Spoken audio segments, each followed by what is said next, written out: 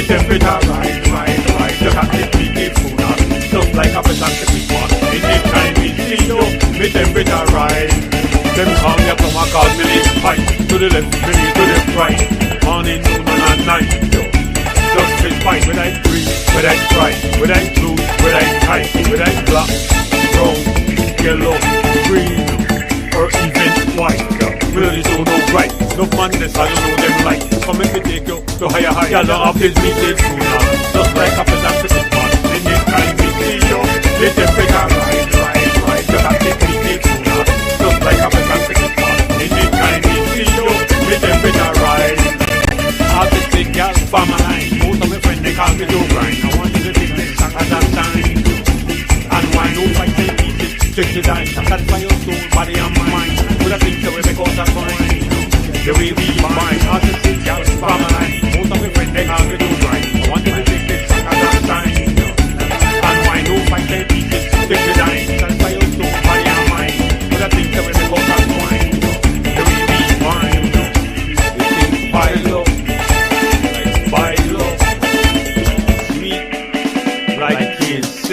Y'all have this meeting sooner. Just like a peasant Christmas. Anytime we see you, the temperature rise. Just as it meeting sooner. Just like a peasant Christmas. Anytime we see you, the temperature rise. Swap, swap, make the thing go clap, clap. Make the night don't stop, so make it drop, drop. Swap, swap, make the thing go clap, clap. Make the night don't stop, so make it drop, drop. Them call me from a call me live fight. To the left, me to the right. Morning, noon and night, yo. Just fit fight, whether it's green, whether it's bright, whether it's blue, whether it's tight, whether it's black, brown, yellow, green, or even white. We really don't know right. No man this I don't know them right. Come make it take you to higher. Y'all have this meeting sooner. Just like a peasant Christmas. Anytime we see you, the temperature rise. Just as it meeting sooner. Just like a peasant Christmas. Anytime we see you, the temperature rise. I'll take the girl for my line. Most of my friends they call me Joe Grind. I want you to take this shot at that time. And why no fight they beat it? Check the dime. Satisfy your soul, body and mind. With a thing to we make out that fine. The way we mind. I'll take the girl for my line. Most of my friends they call me Joe Grind. I want you to take this shot at that time. And why no fight they beat it? Check the dime. Satisfy your soul, body and mind. With a thing to we make out that fine. The way we find, it is pile up, sweet, like cane syrup.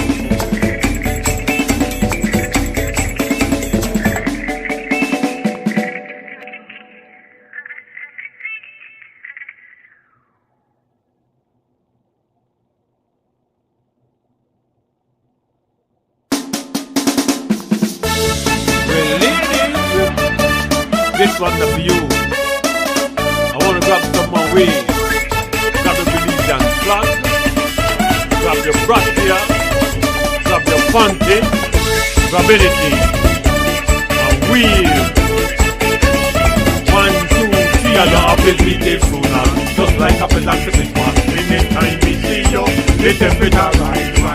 Just as it meeting sooner. Just like a peasant Christmas. Anytime we see you, the temperature rise. Them call me from a call me live fight. To the left, me to the right. Morning, noon and night, yo. Just fit fight, whether it's green, whether it's bright, whether it's blue, whether it's tight, whether it's black, brown, yellow, green, or even white. We really don't know right. No man this I don't know them like. Come make me take you to higher. Y'all have this meeting sooner. Just like a peasant Christmas. Anytime we see you, the temperature rise. Just as it meeting sooner. Just like a peasant Christmas. Anytime we see you. Good evening. Welcome to our weekly podcast. I am G. Michael Reed. Thanks to CY up there in New York City, flipping switches, controlling the medium and whatnot, making sure everything is all right. I am in Belize City, and we'll be joined in a few with a very special guest, a gentleman of much accolades. I think you'll be impressed with his input. Of course, we have no agendas here on the show. We have no axe to grind, no sacred cows. We just believe it's time for a show that discuss the issues in a frank way, transparent, openly, no hang-ups and at all, no byproduct as far as the reasons why we're doing this. We just want to discuss issues in a frank, open way, and we thank you for joining us. We invite you to give us your input. If there's something you'd like to have a comment on, feel free. Type it in, and the producer will put it up on the screen. And if it fits in with the program, we certainly will read it. And if it's addressed to the guest, then we will try to get him to respond to see what's going on. Here in Belize, of course, now we are just finished with the news, and the headline and the big story on there is that the Guatemalan boat entered Belize waters. I think it's much ado about nothing. But I see Dr. Frankson is on. Doctor, are you in the house? I think so. All right, I see my profile up there. A very auspicious looking fellow.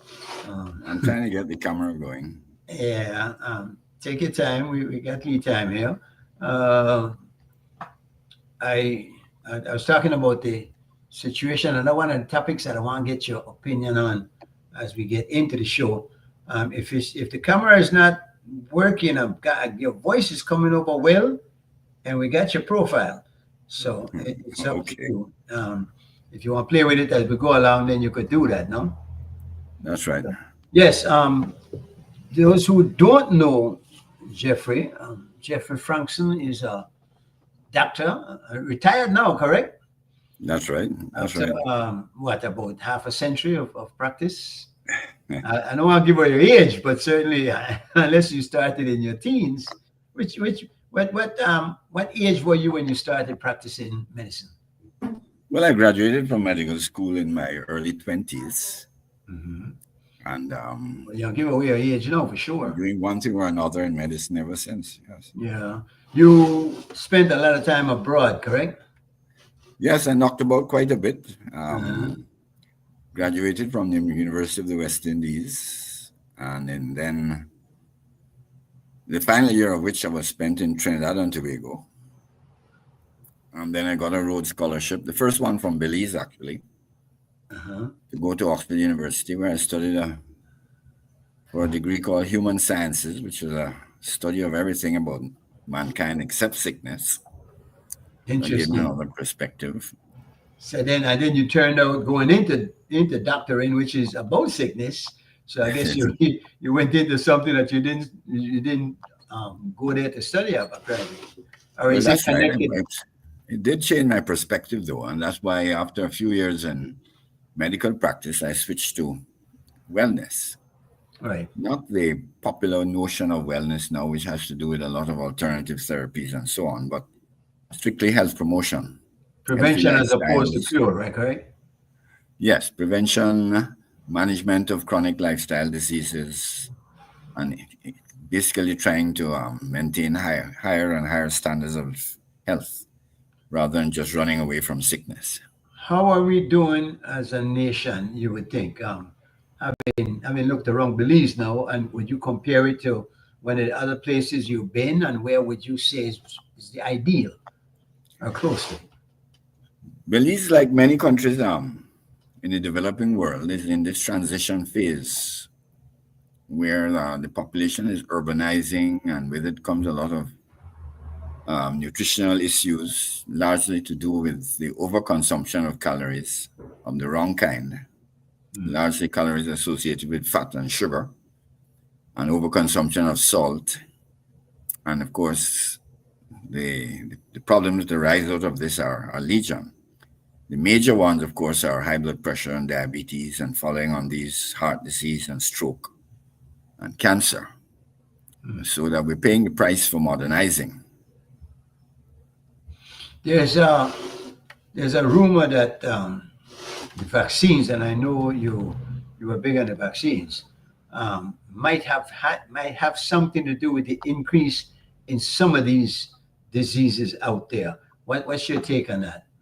That what? I'm sorry, I didn't understand. I didn't get you. That the vaccines that were administered during the COVID in particular era, and even some of the other ones, have something to do with the increase in heart problems and diabetes. I s- No, no, uh, no. I'm talking about diseases that go back 40, 50 years, long before any the COVID was on the scene. The COVID has nothing to do with what I'm talking about. so you I'm don't talking about think? lifestyle diseases. What are called lifestyle diseases Uh, associated with diet and exercise and stress management and the management of chronic diseases like high blood pressure and diabetes and cancer. Now, so you would, how would you rate us as far as the level of exercise that you see happening? We see people in the street sometimes walking, sometimes jogging, but certainly not to the degree that where it used to be. And I don't know if you think it is to the point where it is doing any good at all. Well, the thing about exercise is that it's not going to help you to lose weight. And of course, one of our biggest problems is obesity, overweight, especially starting with the young people. And then they, recognizing that they're overweight, they rush out and try to exercise the weight off, Mhm. which is extremely difficult. And dangerous. You get a heart attack like that, can't you? Not really, no. If you're going to get a heart attack from exercise, because you're going to get it anyway.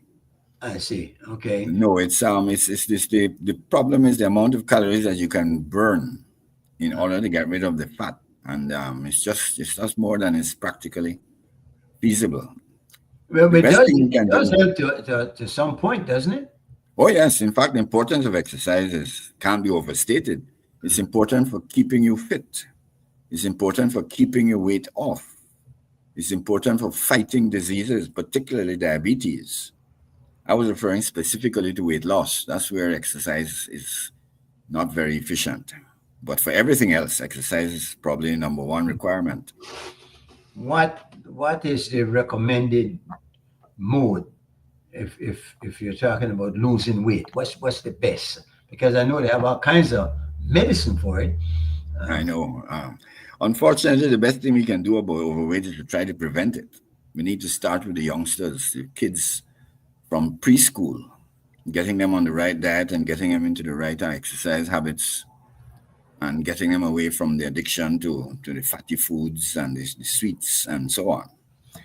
Once kids become overweight, especially in their teens, then you're fighting a extremely difficult battle. And it's almost too late by the time they become young adults. If they're overweight as young adults, they'll be fighting that for the rest of their life. so, what is recommended for a parent to do when because some kids are naturally chunky. You can see them coming up and they're No, kids are not naturally chunky. That's just a popular myth. you really Kids in don't think. healthy societies are usually very quite small and slim and energetic in their 4, 5, 6, 7, 8 years of age. They don't walk; they run nonstop. They burn up calories at a rate, and on a healthy diet, they're never overweight. So you believe once a parent does the right thing, to, give the child the right diet and Well, let me encourage the put right let me exercise, put this that another child. way. You can't get children to lose weight without the parents losing weight. In other Okay. words, the challenge is a family challenge, not a challenge for the child. You So, want children to lose weight, you got to lose weight yourself. but Doc, isn't there a fat gene as such? No, there are some special genes that cause a particular type of fatness, like lower body obesity, and there's a predilection to other types of fat distribution that may be, medically significant. But by and large, people can't blame their size on their genes. No, sorry. Not as if I was trying to. Let's go back a bit though, because you are Belize's first Rhodes Scholar. How many are there now? There are three. Okay, Yes, we had a second one which I helped to choose, ironically enough, you were on the Leon board. Wesley. Uh, And then last year, I think it was, or the year before, we got the third one. Brilliant young lady from San Ignacio, whose name I can't recall. do you stay in touch? The three of you? Is there a fraternity as such? No, no, she's at Oxford at the moment, and I haven't been in touch with Leon Westby for years. I'm not sure what he's up to, and Yeah, he certainly hasn't been as prominent as one would expect from most Rhodes scholars. But I'm yeah. sure that he's using his talents, putting In his some talents to way, good use. I I did some research on the man Rhodes himself. Do you think Rhodes would have approved of a man like you or even Leon Westby getting a Rhodes Scholar? I mean, he even Well, Rhodes was a pretty dastardly fellow. Rhodesia was named after him. He was as racist and supremacist as you could imagine. correct. But he left his money for, in his view, the upliftment of the better specimens from the colonies, for them to go back and help to uplift the colonies. And So there were of no course, restrictions on race as such. at the time it was men only, Uh, and there was no restriction on race. But of course, the people who were most eligible in his society were practically all white. yeah. But the money was left, and the money has been was earned through the blood, sweat, and tears of South Africans, so that we have no qualms about using that money for the betterment of ourselves. You have no guilt at all having Not at all in benefited using from. that money. That money came from Africa. Yes, indeed. Wonderful. There's another gentleman now with lots of money from South Africa, Elon Musk. Any thoughts about Musk himself? No, I'm pretty. The more I see and hear from him, the less I'm impressed. One cannot deny his genius, but his social outlook doesn't seem to be too impressive. And he certainly comes from a very racist background in terms of his family and society. So I wouldn't be surprised if a lot of that has remained with him. Yeah, it said he certainly didn't come from the South Africa that uh, um, took Israel to court. No, um, No, no, his family was racist South African. There was no yeah. question about that. His father was particularly racist, and Did, his did he make grandfather most of was. his money? Did he make most of his money in South Africa? Or No, no, he made his money in the United States, starting with PayPal, I think it was. okay, And then, of course, he expanded it. He used his money very wisely to expand and to diversify and to brilliantly build companies that could generate fortunes. He yeah. did this, of course, a lot of this was done with the support of the government. People don't realize often that the biggest companies in the States are almost always backed up by government subsidies. The American dream talks about pulling yourself up by your bootstraps, but the ones at the top owe a lot to the government, and that continues to be the case. Which is unfair, but it kind of the playing field is not level at all, is it? Level for who? Well, yeah, that's the question. The animals, of course, that are um, more how they say it, more equal than the other animals. But Musk now is going to space. Jeffrey, you're a scientist of sorts. Would you describe yourself along that line, more into science than Yeah, my outlook is scientific, no question about that. uh, certainly? Uh, but what do you think about the money being spent to go to space? Is it money well spent, or is it Yes, the money spin-offs are going to be tremendous for humanity. I mean, like that has what? always been the case. We set off in one direction, and along the way, we spin off all sorts of benefits that would But, never but have happened unless we had taken that route. I know you would say that some are unimaginable, but can you imagine can some of the benefits be? Because we can create the environment that we find up there down here, and many of the experiments that they're doing up there can be do down here for much less. Um, Well, and I'm not sure. I don't know why you say that. I don't know that the work kind of experiments that are done in space are done in space because they need the absence of gravity. well, And I've seen the them kind create that environment, Jeffrey. sorry? Don't I've seen them create that similar environment in a lab in on Earth. No, that's not real. That's not the real absence of gravity. That's simulated. Uh, The absence of gravity, it's impossible to avoid gravity on Earth. In fact, it's impossible to avoid gravity anywhere. you get out into space and you're caught between the gravitational pull of the Earth and that of the sun and that of the moon, and the net effect is weightlessness, So but the gravity is still there. the um the question has to be then: are you convinced that the money that's being spent on space exploration is justified? Oh And yes, I there's a would lot. hesitate to say that. We've let's face it, the last time we went to the moon was over 50 years ago, so we haven't exactly been splurging. Well, what did we bring back? What did we benefit from it? Oh, lots of things came out of that project. I mean, right down to your little microwave oven and the cell phone that you use, and all sorts of things that come out of that. Well, okay. Certainly, the immediate space I can see because it's satellites and whatnot help us along that way. I'm still trying to wrap my mind around the benefits of going. Say, for instance, now Musk is talking about colonizing Mars. I'm trying to see what I mean. It's not like the Earth is running out of space. No, that's not going to happen in our lifetime. In fact, it'll probably never happen to the extent that we are living on Mars as the way we do on Earth, because human beings will have to evolve into a different kind of animal to do that. And by the time we get around to that's those developments, we will not be the same animal we are now. We'll have been, what's the word? We'll Yeah, have blended evolve. with artificial intelligence, if you like. Yeah.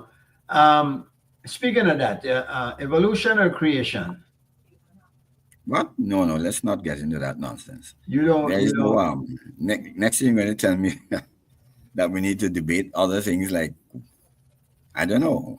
No, no, no. But there's isn't it just one or the other? And No, there's no one or the other. That's like saying whether there's a flat Earth or a round Earth. I disagree because I don't know. I mean, and it is not about belief. It's about if you say evolution, then you have to prove that, don't you think? And there's a missing Well, link it's been there. proven beyond any doubt. I mean, there's no question about it in the minds of any scientist of any worth. It's But not then something that's debated anymore. I hear you. I hear you. Let's not go there.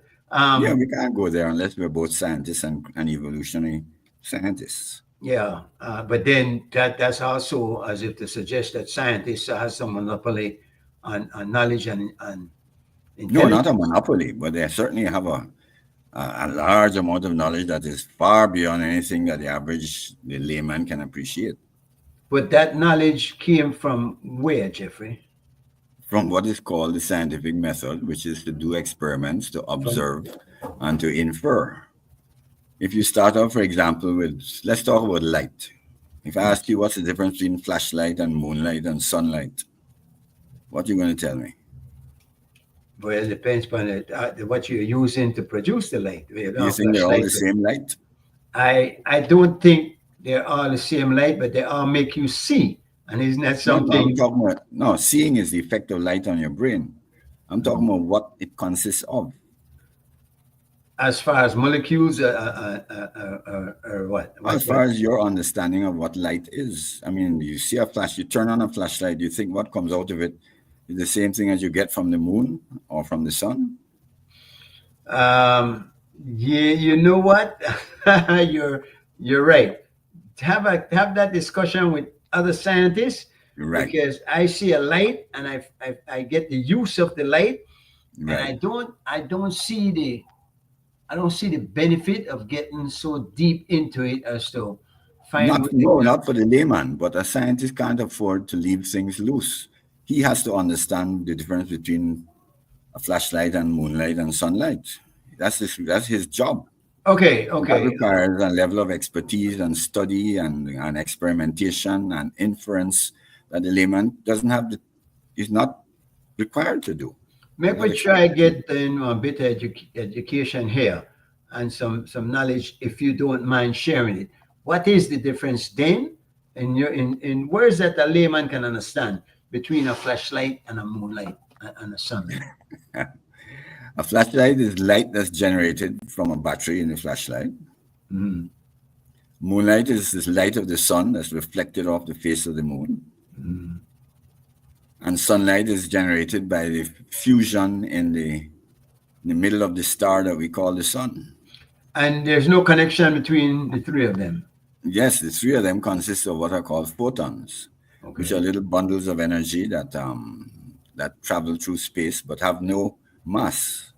So Jeffrey, that's what I'm saying, though. See, because the difference there is what's the word I'm looking for? It's kind of like not so relevant that the average To person who? even need to That's what know I said. I what's the said the difference. average person doesn't need to understand science at that level. The average person needs to know what is practical and what is relevant to his circumstances. Yeah, you were And uh, yeah. Go ahead. Sorry. and education, in fact, should equip people to deal with their circumstances and perhaps to improve their circumstances to the best of their ability, but not to expect them to change their circumstances in the way that a scientist could. Speaking of education, are we adequate in the education, the system of education that we are and I know that you've had a lot of education yourself, and your father was an educator, correct? That's right. Yeah. Do you believe that the education we're getting now is enough to carry us through to meet the challenges that we see on the horizon, and some of it not too far away at all? I don't know. I really don't know enough about education in Belize. My superficial impression is that we built a pretty good foundation in terms of primary care. I get the impression that primary care schools are pretty well distributed throughout the country and serving the children fairly well. That was my impression. But it seems to stop there. They don't seem to have enough investment in secondary education, Much less which tertiary. poor people have to find the money to pay for, as far as I could see. Yeah. And certainly at the tertiary level, I think we're trying our best with the University of Belize and so on, but I don't know that we're investing enough at those levels.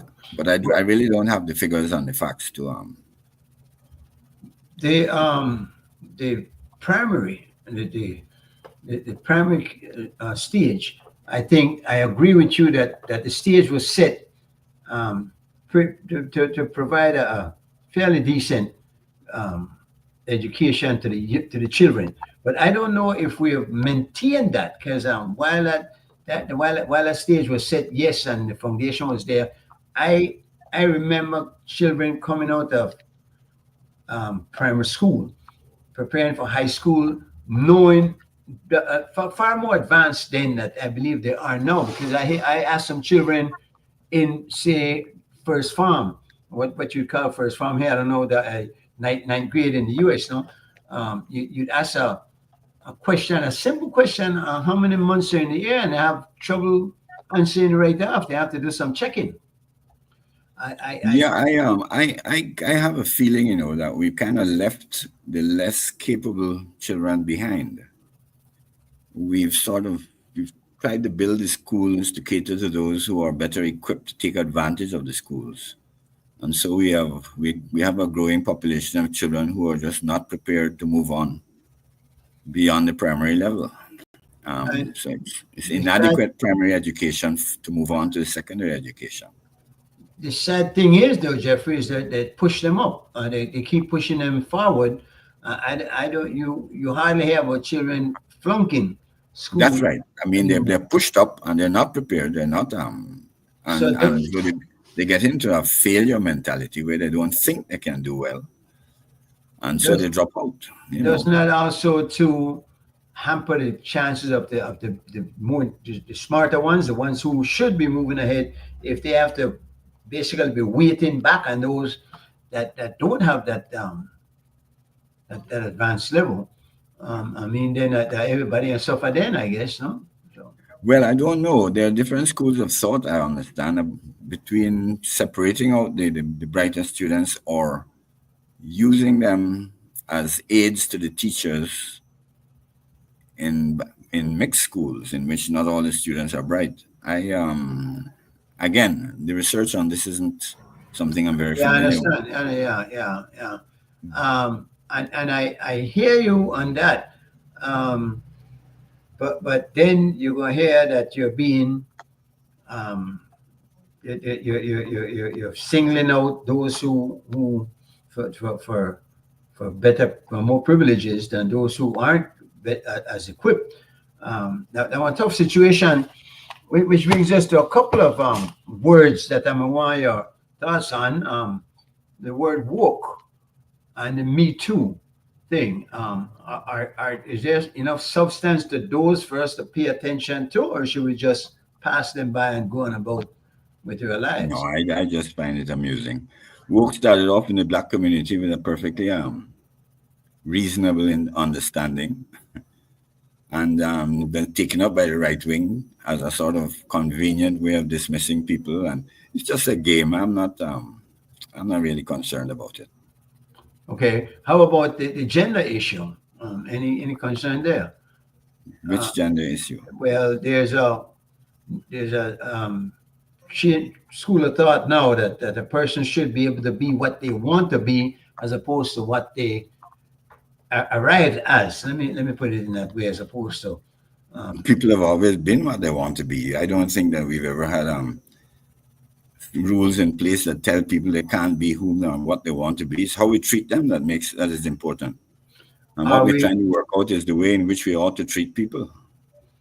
what to you would be if not ideal, a more appropriate way of treating people who have say come out of the closet, People who are gay but have come out openly gay now and say I want to be this, or as opposed to I want to be I want to be I want to be a woman. I was born a man, but I want to be a woman.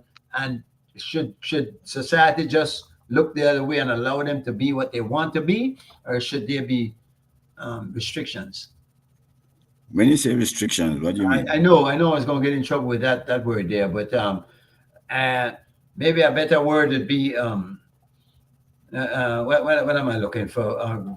Rules, regulations, as how we Yeah, but treat I them mean, in society. with what? With a view to keep stopping them from expressing their feelings?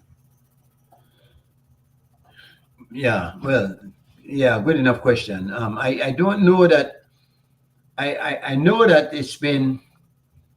it's a topic of much controversy. People talk about it, and I imagine you don't see that it's worth the discussion, Well, or the discussion has to take place among the adults in the room, because the adults in the room are the ones who are divided. And I use the word adults in the room, advisedly, because there are those whose convictions arise out of perhaps religious perspectives. There are those whose convictions arise out of suppressed feelings that they're self-loathing, the shame that they have about their real feelings. There are those whose feelings and opinions arise out of fear of the unknown. And so they have all these different attitudes and perceptions among adults. And of course, this translates into all sorts of disputes, if you like. And in the meantime, nobody's paying attention to the feelings of the people who are actually going through these experiences. We need to just stop and listen, spend some more is, time listening to people. is there such a thing though as normal and abnormal? Normal? Yes. But I'm not normal. Are you normal? That you will, Jeffrey. Yeah. All right. Yeah, but I'm talking about. I believe that I'm a man, born a man, and I've remained a man throughout my life. I've had no inclination of going the other way. Well, if I did, I wouldn't be telling you, but I certainly did Well, not that go. I well did not go there. Let me put it that that begs the way. question, doesn't it? Yeah, right. But I don't know. I mean that's what I mean by when I say normal. I mean, in Yeah, but who's to decide? You can yeah. decide for yourself, but we're going to And decide for can you somebody though? else. Because it seems like nature itself has decided for us already, and we Yeah, just want. among all the animals, geese exhibit very strong homosexual tendencies. So you think, but so you would say it's Penguins normal. engage in homosexual behavior. Male penguins raise young, male penguin pairs, and we can go on and on. Nature is full of examples of all sorts of. There are little fish that turn from male into female and vice versa. There are other animals in which when the male in a troop dies, or whatever you call it, one of the females turns male. Nature is full of all sorts of ramifications and perturbations. Yeah, but Jeffrey, turns male or assumes a male role? No, it turns a male. The hormones shuttle or shift around until the individual is able to perform as a male. And create offsprings with the female It depends species. on the species, because in some species the most important role of the male is in the organization of the society, if you want to call it, rather than just reproduction. I mean, there are lots of roles the sexes play apart from reproduction. You know, it is indeed said that the increase of knowledge is the increase of sorrow, and a lot of with with that knowledge there, if we should let's go back to healthcare, because you've seen healthcare in other countries and you've seen it in Belize, I'm sure. Um, how do we rate as far as what you think is acceptable for a society? Boy, it's that's a difficult one again, because I don't feel qualified to pass judgment on the Belize system. Again, from an almost from the outside looking in, I think we've made a pretty good effort at providing healthcare to the population, because we've allowed people to receive treatment without forcing them to go bankrupt or to but the resources that the society has available to it has limited what we can do for our people.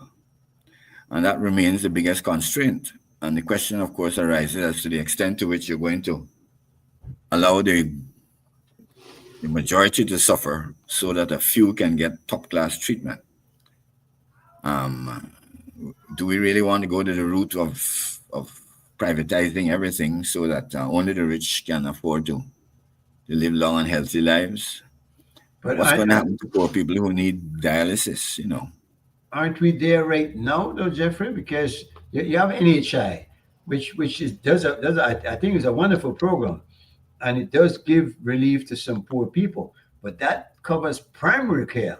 When you get to a little higher up or whatnot, you better have some money to be able to.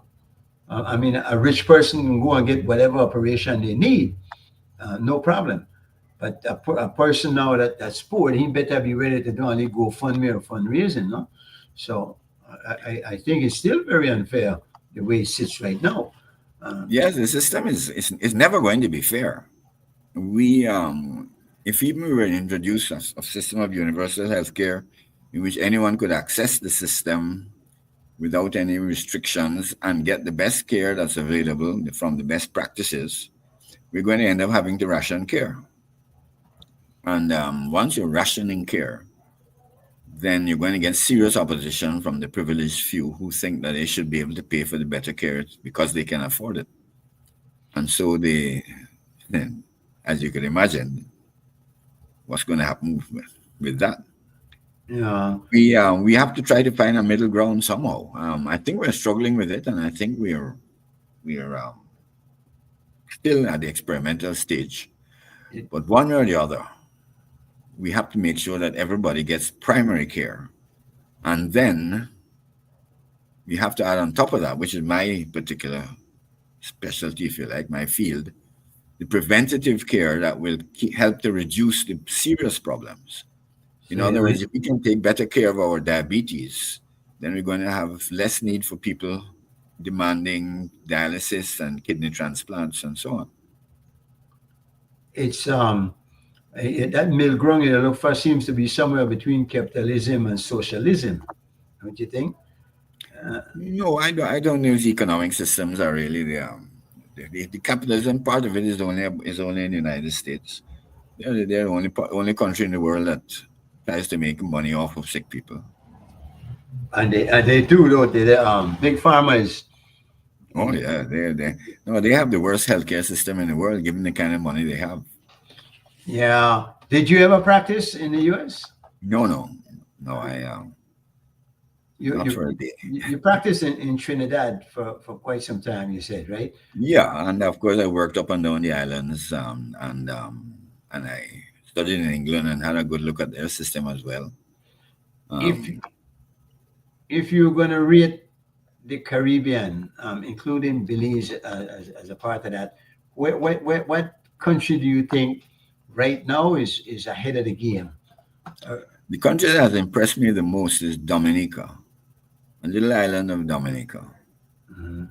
because they have set up a highly decentralized system of nursing care in which nurses are in the community, dealing directly with families and recognizing those that are under pressure, picking up cases early, helping to refer people, to helping people to navigate the system. In other words, they're working in the communities to help people along, and that's about the best that we can do. I don't think we should be judging healthcare system by the number of neurosurgeons that we have and the number of highly trained specialists and so on, because the majority of the population are never going to access those people. The majority of the population needs help on a day-to-day basis with very simple problems. But something like that requires a bit of unselfishness, don't you think? Because the No, these nurses are well, well compensated, and they're well perhaps paid. their biggest reward that these nurses enjoy is the recognition in the community.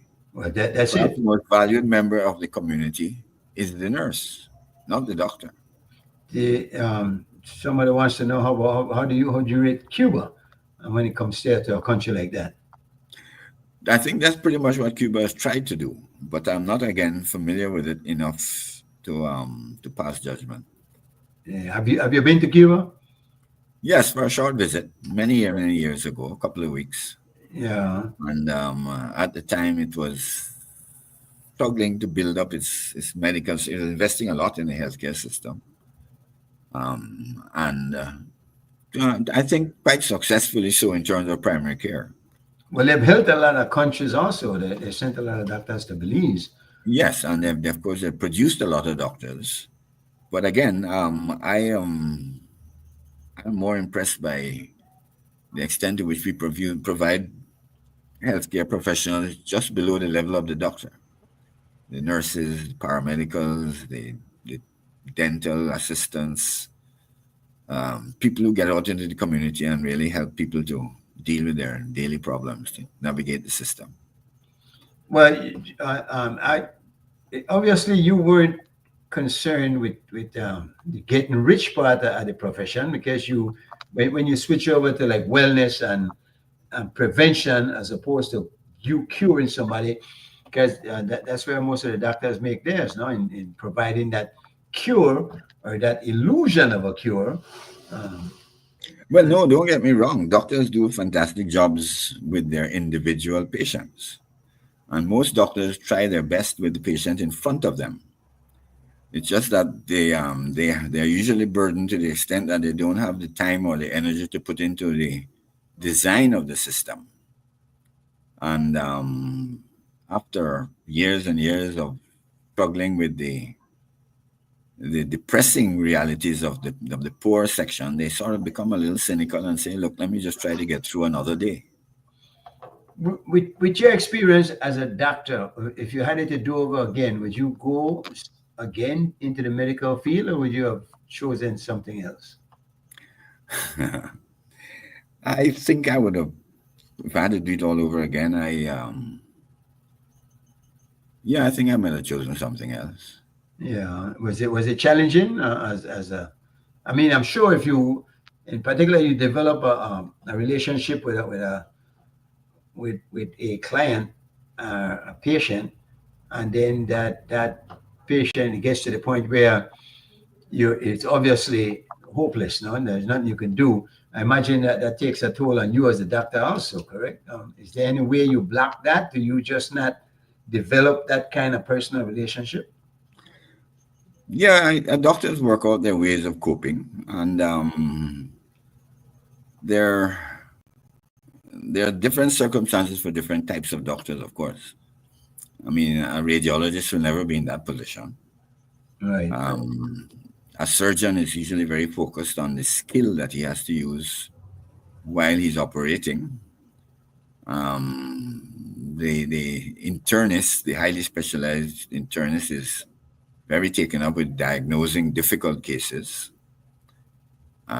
So it's generally the general practitioner who deals with a wide variety of very simple problems, who gets frustrated by the inability to, basically improve the health of the people he's dealing with.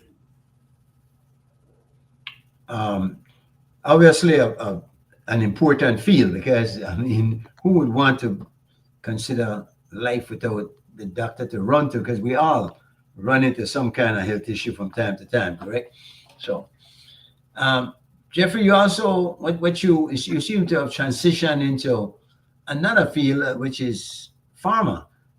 You're dealing with agriculture at this point, correct? You Well, you could say that. I mean, I'm living on a farm that my father built, uh, a citrus farm, but it's an old citrus farm with old trees that aren't really producing much. So it's really more like a retirement setting environment, and I'm doing my best to sort of keep the citrus going, while at the same time building a little community where people can enjoy an ecologically balanced and healthy environment. kind of retirement community. Yeah, I would think so. Something like that, yeah. Yeah. How is the I know a couple of years ago the oranges, the whole citrus industry took a lick with the greening and whatnot. Did we recover from that, or are we still facing problems? Oh, we're just starting to come to terms with the size of the challenge. This country went from 5 million boxes down to half a million. Um, it's, Is, it's, it's, it was devastating. is there And a future in that industry, or is it doomed? Because it well, seems yes, that because there will always be a demand for I would think so. orange Yeah, yeah. juice and so on. But it And doesn't seem like we're putting enough effort into it. yeah, the government has decided to subsidize the effort to regrow the trees, plant new trees, put in the more resistant varieties for the diseases that we're facing. In other words, to rehabilitate the industry, and I think it's a worthwhile endeavor. Yeah, you think it's going to work in the long run? In the long run, yes, I think Yeah. so. Well, with all the money spent on infrastructure and whatnot, we have the factory out there. We have um, we have the market, like you said, for the product. So I imagine at some point it will have to take back off again and get back on its foot. No. Yes, that's right. And I think Now, we have enough people in the industry who really know what they're doing, so and are that we willing to can. dedicate there because it seems some have bailed out. I'm sure a couple of Yes, I people. am sure some are bailed out because the situation was looking really bad. But Yeah. I don't. I think there's still hope. How the environment and how does that factor into it? Because climate change. I imagine you are a big believer in climate change, aren't you? Oh yes, I follow I follow that subject very closely because I again, as I said, I have a scientific outlook, which means that I am going to be looking at evidence coming from all sorts of directions, not just in terms of the weather, not just in terms of diversity, biodiversity, not just in terms of loss of habitat, but the general direction of the society and its relationship between the society and the environment. And when I add it all up, when I put it all together, I am afraid I'm very pessimistic. Well, I heard one guy, a scientist, was saying that he believes that doesn't matter what we do now, it's too late. It's irreversible, the damage that has been done. What do you think about that? I'm pretty close to that position. I must admit. But on the other hand, I've seen for myself just how much nature can rebound. And if we Well, can just get out of the way somehow, I'm not so sure we you can do. Now you're somewhere now like Bill Moore than Elon Musk. Elon Musk wants 3 billion more people, trillion more people on the earth. Bill Moore thinks it ought to stop at him, and that's maybe getting it out that he hates children. What's the answer? Because certainly we've gotten to the point where instead of 9, 10 children, people are only having 1 or 2 anyway. So it's not itself gonna be reverse getting us out of the way, so to speak, as you put it. No, it's only the rich, mostly white people who are having so few children. The future is in Africa. The Africans are multiplying at a rate and spreading across the world. While India hasn't peaked yet, but China is on its way down. China is past peak population, and the world population is going to look very different in another half century or so. People are not going anywhere, but at the same time, as people become better off, they have fewer children, and especially women. The more you educate women and the more you equalize women, the fewer children they have. It's just that it seems to have gone to the other extreme, so that they far too many don't want any children. Right. Those things can change, though.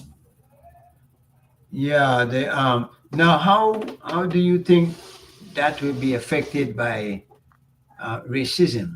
And we see now, for instance, what is happening in the Middle East, and I believe that they're trying to set up some kind of well, that Zionist move is obvious what they're doing. But how will the increase of the people coming out of Africa, which is almost like going back to where it started, because many people have concluded, and I think I'll use that word, that life began in Africa, human species began in Africa. You're saying now we're going back to there, and they will be coming back out of there again, for lack of a better way of putting that. What Yeah, do you think? Is there yeah, going to be that's a nice romantic way of putting it. The, I mean, there were hundreds of different types of human beings. The latest Homo sapiens came out of Eastern Africa, as far as we can tell, and spread across the globe. And it's only Homo sapiens is left now. All the rest have died out.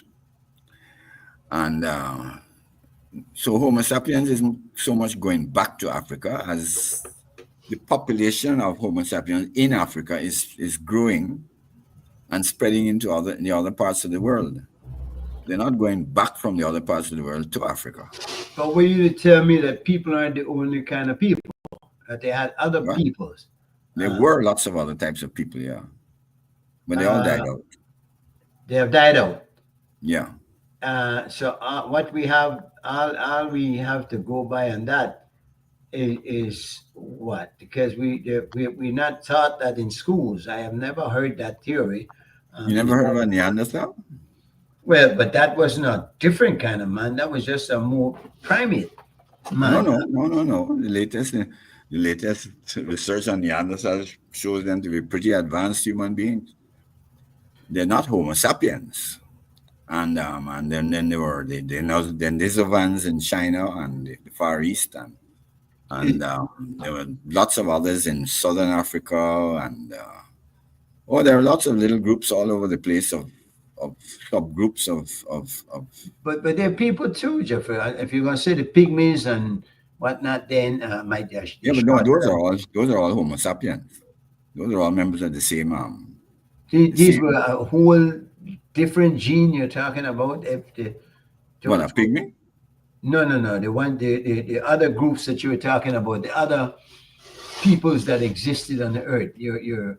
It's you're Well, saying you'll have to understand the concept of species and subspecies and so on. There there are lots of subspecies. There are lots of, of I don't want to use the scientific words, but the fact is that we were able to interbreed with these people. We interbred with the Neanderthals, for example, so that we carry a lot of the genes from those people.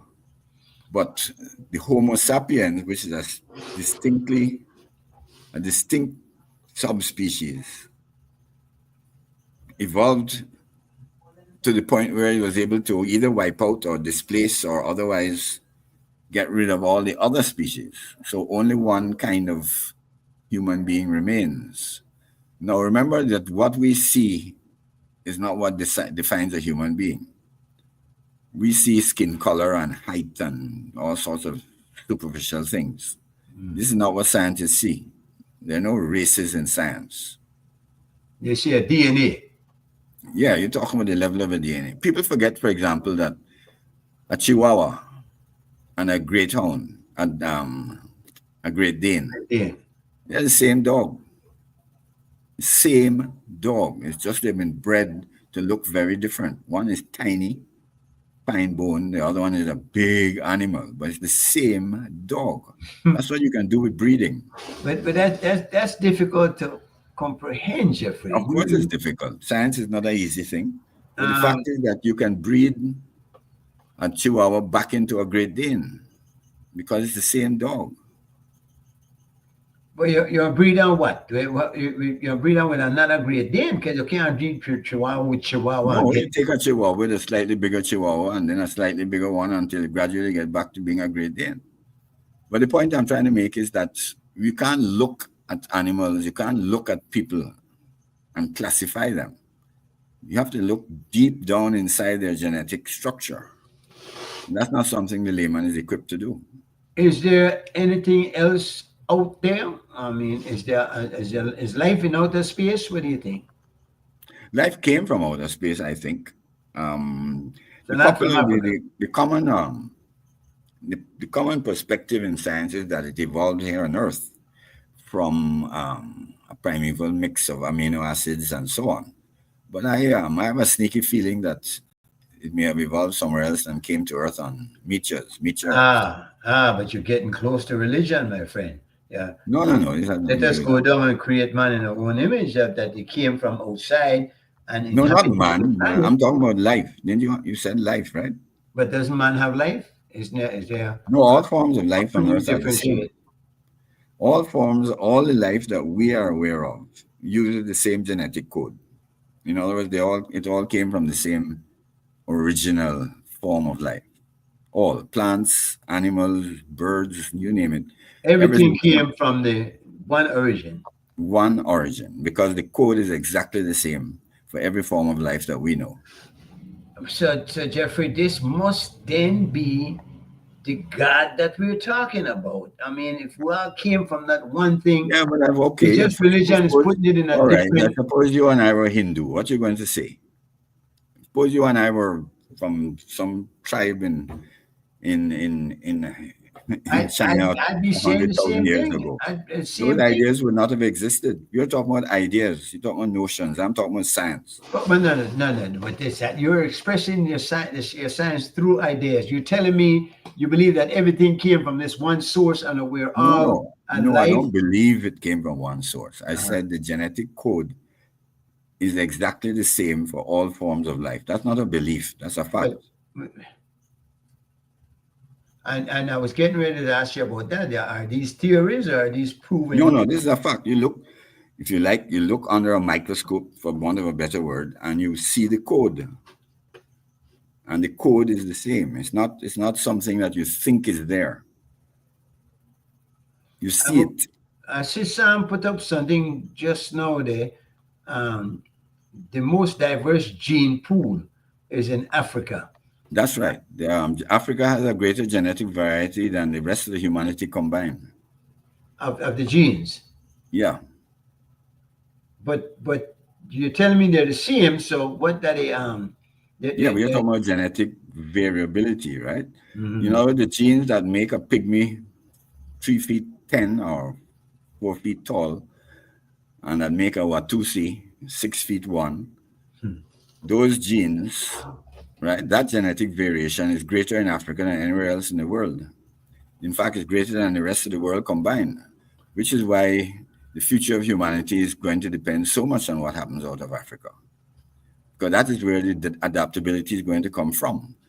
We are adaptable animals because of our genetic variability. It allows us to move and live in different environments and to adapt to those environments in a way that no other species have been able to do. So genetic variation is a highly important characteristic of the species, and happens to be the highest in Africa. But that doesn't mean that it is singular to Africa. There's genetic variation throughout the human species. Yeah. So tell me, because the theory that life on Earth began in Africa, you're telling me that you No, think it not might even life. have come from outside. But did it begin in everywhere on Earth or in that specific area, as some people believe?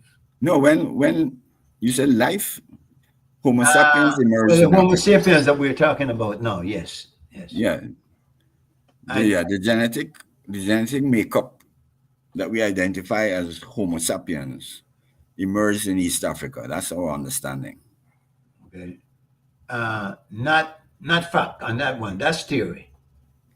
Well, it's possible that we may find that there was a precursor in another part of the world, but so far it seems to be East Africa. There was a recent article I read that suggested there was an earlier hominid, as we call them, in Europe.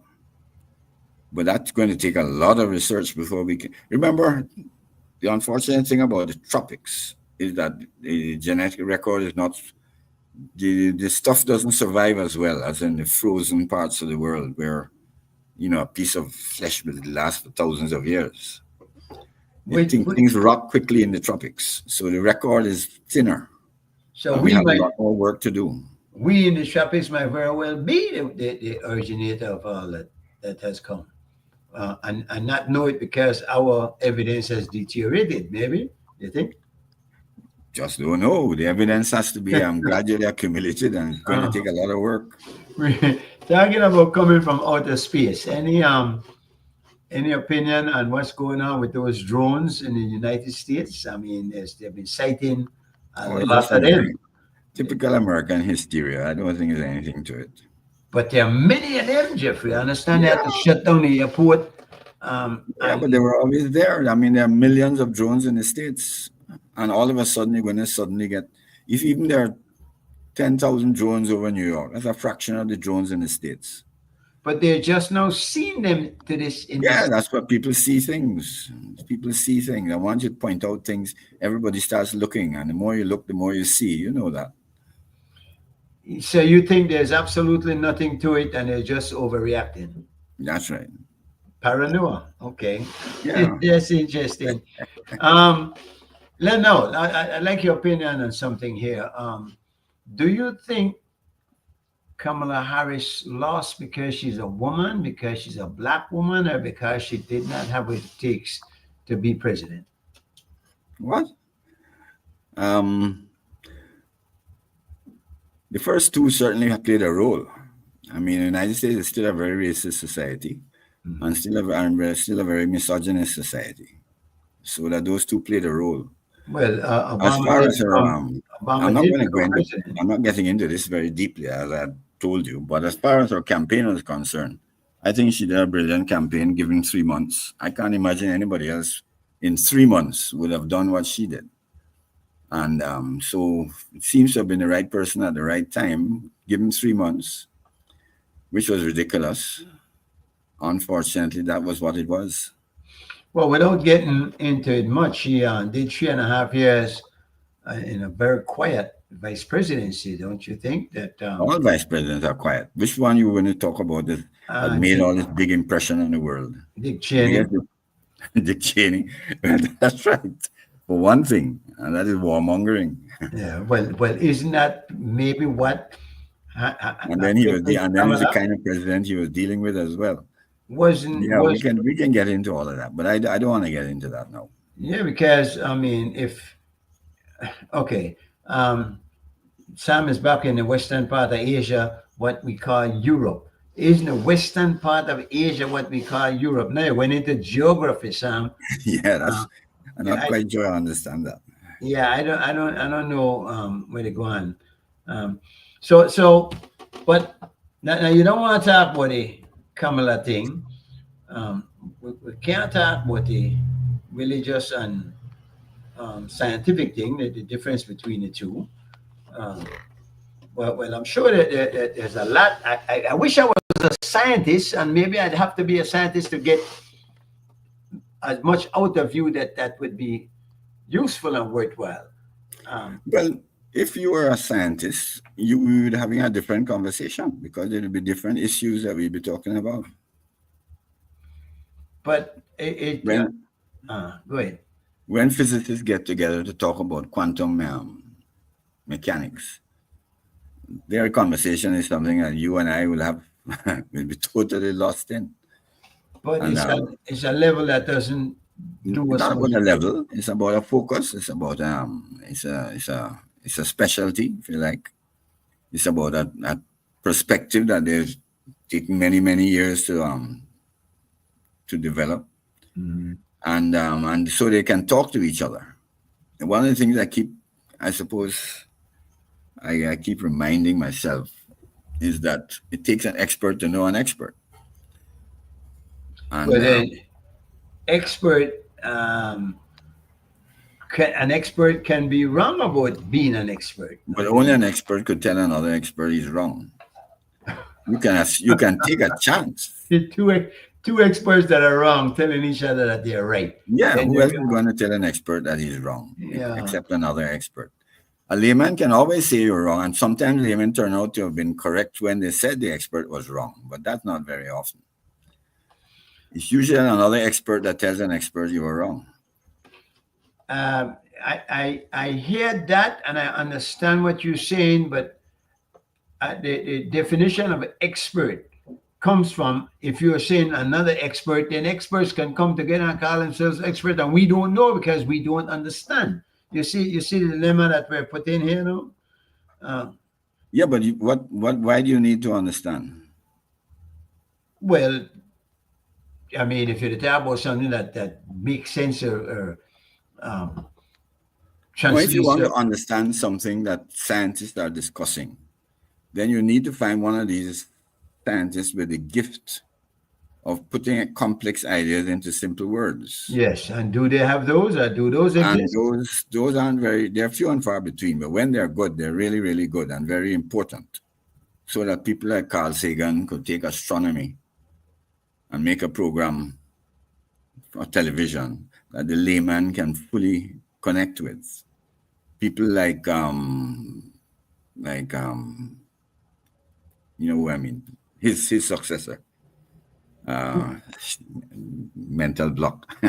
Anyway, he Who's did a success? successor to the Cosmos series. You know who I mean.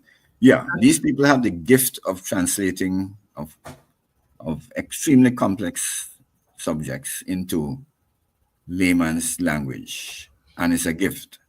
This guy So those Neil, people are valuable people, and they're people we need to listen to.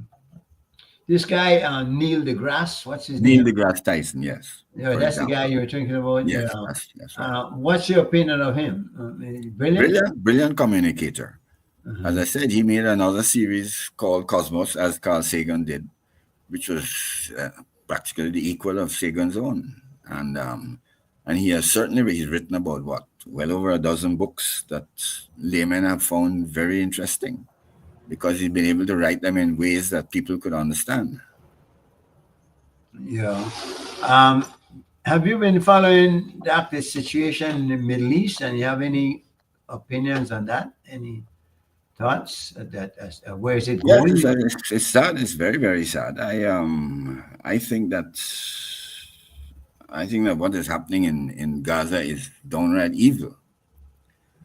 It wasn't planned that way. I'm not going to accuse um It the very well could have been planned that way. The way it looks, I mean, it has I just think that played out. the way the politics played out, the evil was allowed to get out of hand. And of course, there are too many influential um, people who have a vested interest in keeping the perspective, you know, moderate, keeping the language moderate. But the ICC is perfectly right. Netanyahu is a war criminal. And should be arrested. Yeah, Yeah, yeah. that's my opinion. You know, somebody wants to know, I imagine listening to you speaking, you must have written a couple of books. I know you wrote at least one. How many books did you wrote more than one book, correct?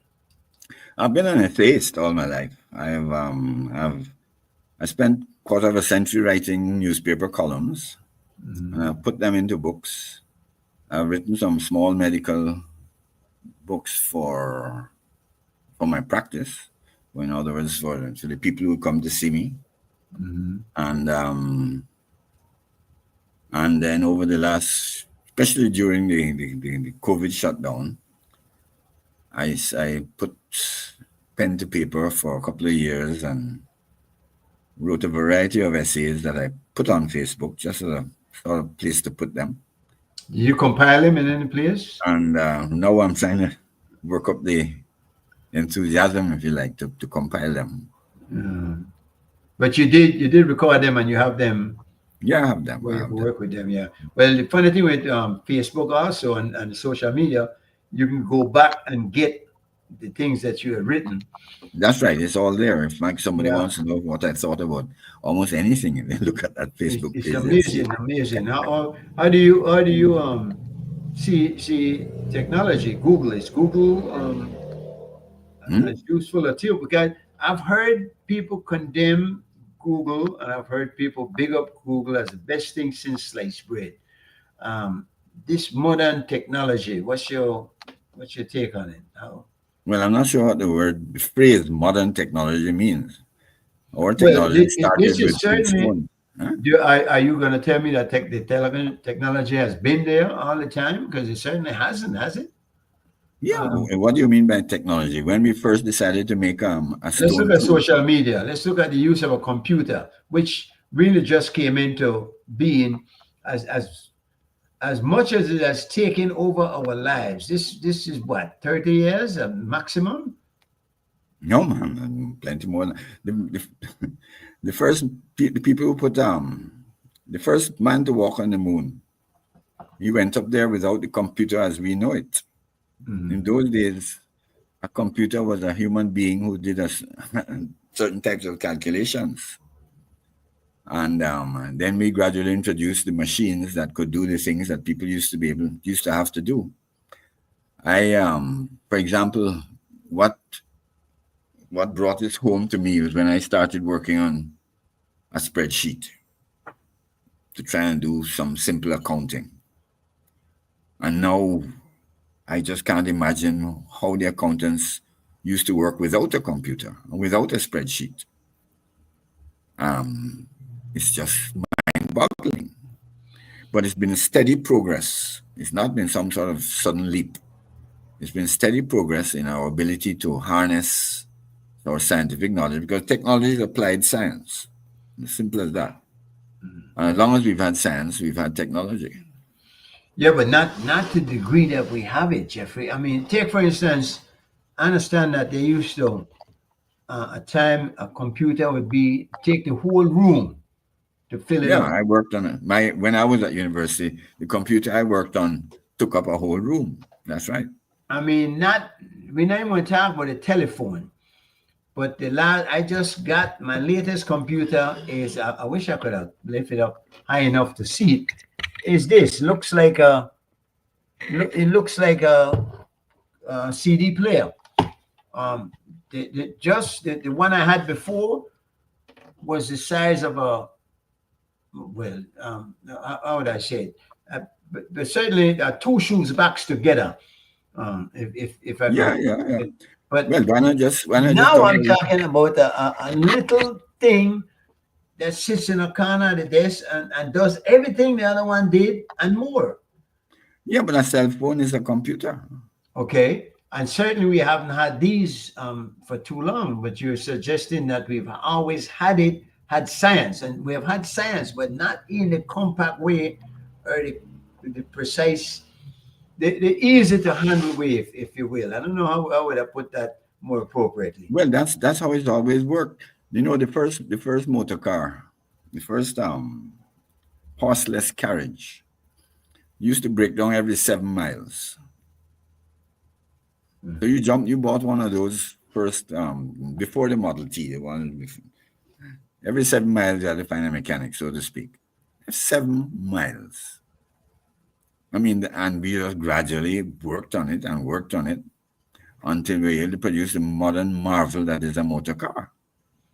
This is a marvel of engineering, but it took decades of progressive tinkering, of gradually adapting and improving, and that's the way we do it. That's the way we've always done it. How much further do you think we're going with that? Because I've seen now they're developing cars that fly. Well, yeah, you could call it a car that flies. But in terms of how far we're going with it, there is absolutely no limit. We have no idea what life is going to be. So let's assume that everything continues on the same track for the next 1,000 years, which is highly unlikely. Then try to imagine the kind of progress that we would make in 1,000 years. We'll be dealing with things that we can't imagine, beyond our imagination. If we focus on the things that will do us good, I mean, if they're also building bombs, which are the problem, because they're building bombs also more dangerous. Well, human nature is what is going to be our downfall. We With probably won't get there because of our nature. We're still this belligerent, greedy animal that self-destructive. basically still fights for dominance, as all other animals do. But don't you think that maybe just our um, the need to survive will somehow step in and take over? I mean, like it certainly can't just keep going in that bad direction as it seems to be going, because every day we seem to be hearing of more wars and more destruction, more death. Um, at some point, No, somebody's no, going to. that's not true. The world is more peaceful now than it's ever been in history. Are you serious? Yeah, but you must be. Jeffrey, 4 years ago, the world was more What? peaceful than it is today. 40 something million people died in the Second World War. We've never had anything close to that.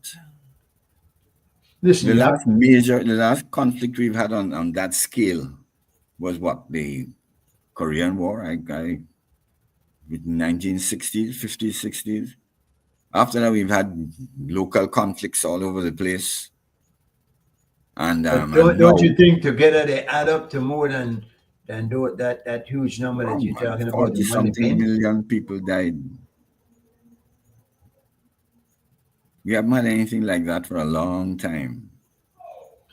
I know Now we that. are horrified. We are horrified when 1 million people die in a conflict. I know the Israelis had a term that they used to use when they go into Gaza and mowing the lawn. Is it that we mow the lawn from time to time as the earth in trying to control population? Is that maybe one of the and that would seem almost too sinister? But then knowing human beings and the nature of man, I don't know if we're gonna put anything past us. Could it be that We maybe we're calling the If hurt? you want my view on progress as a species, the only progress I have seen us make of any real significance is in human rights. The average individual anywhere in the world now has a greater sense of his personal rights than at any time in history, and I, um, and I think that is going to continue to improve. So human rights, to my mind, is where our future lies. If we can just get people to more and more come to appreciate our individual or personal rights. And then, of course, to follow that up with animal rights. And then, of course, environmental rights. And we're beginning to see these things emerge. We are now seeing rivers and streams being given rights.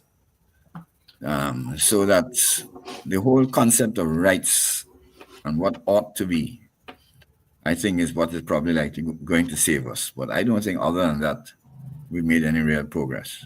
well, even in that though, the problem is that you're talking about what ought to be as opposed to what is, because when you talk about rights, there are many countries where those rights are denied, and there are some people who believe that you can have too much rights, too many rights.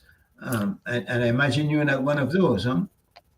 No, I would never say we could have too many rights because ultimately the most important right to me is freedom of thought, and that is the one that you probably find is lacking in most societies, where people want to tell you how to think and what to believe and what you can say and what you can't say.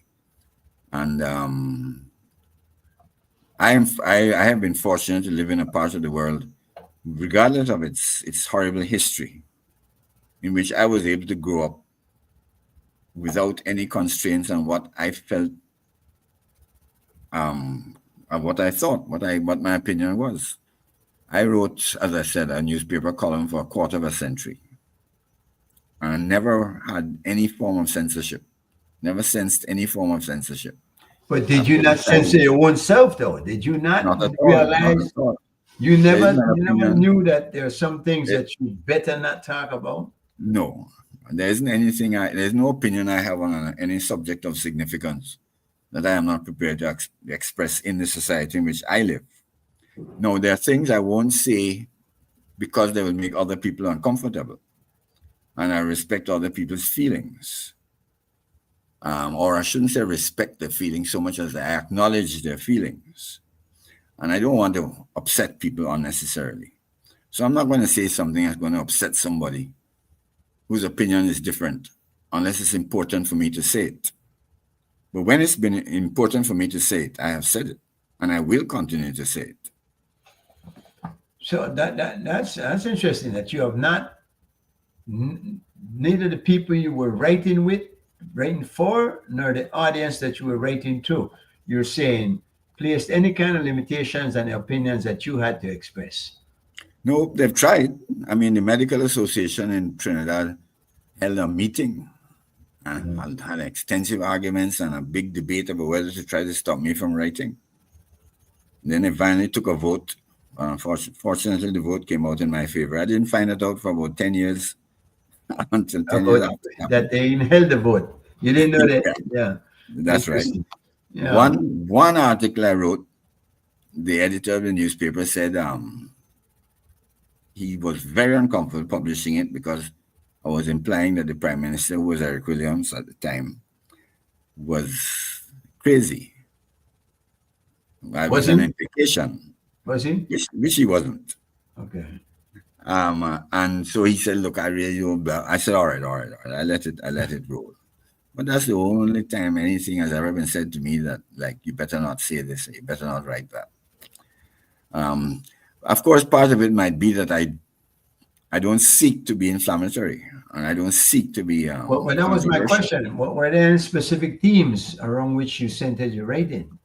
Yeah, my themes have always been the most controversial ones that have to do with things like rights and Mhm. freedom and and political freedoms in particular. We look at the differences between let's say East and West, for lack of a better way of putting that. The Soviet Union on one side, which is now just Russia, and the America on the other side. Now, how do you compare rights in the two countries, and do you believe that the stories we are getting is true that all those fundamental rights that we hold so precious are being denied from people over there? I wouldn't like to live in either of those societies, not with what everything that I've just said. You mean neither the East nor the West? No, neither you said the Soviet Union or the United States, right? Correct, correct, Yeah. correct. No, the West is certainly where I am. My outlook, if you like, my philosophy, my worldview is best expressed through what is called Western liberal democracy, right? Hmm. Which is found to some extent, not perfectly so, but to some extent in Northern Europe. So that I would be most comfortable living in a Scandinavian country. And if I had to pick one, it would probably be Norway. But And that's just a matter of, what's the word? Convenience, comfort with my desire to express myself. There are lots of other reasons for living in different countries. do you I mean, think they're I'm not free? blaming. Are they free over there? than Yeah, say. and I would feel most free in one of those countries Mhm. because there isn't anything I think I could say that would get me into trouble. Well, I don't know, because if you're talking about freedom of speech, that's the cornerstone of the American system. Yeah, What but they don't practice it. they don't practice it, you don't think? What extent do they practice it? Yeah. If they really believe that in their heart and soul, they would never put that man as president. Which one? The president elect. Oh, I take it you're not a fan. Well, he's about to suppress the press, which is exactly what we're talking about.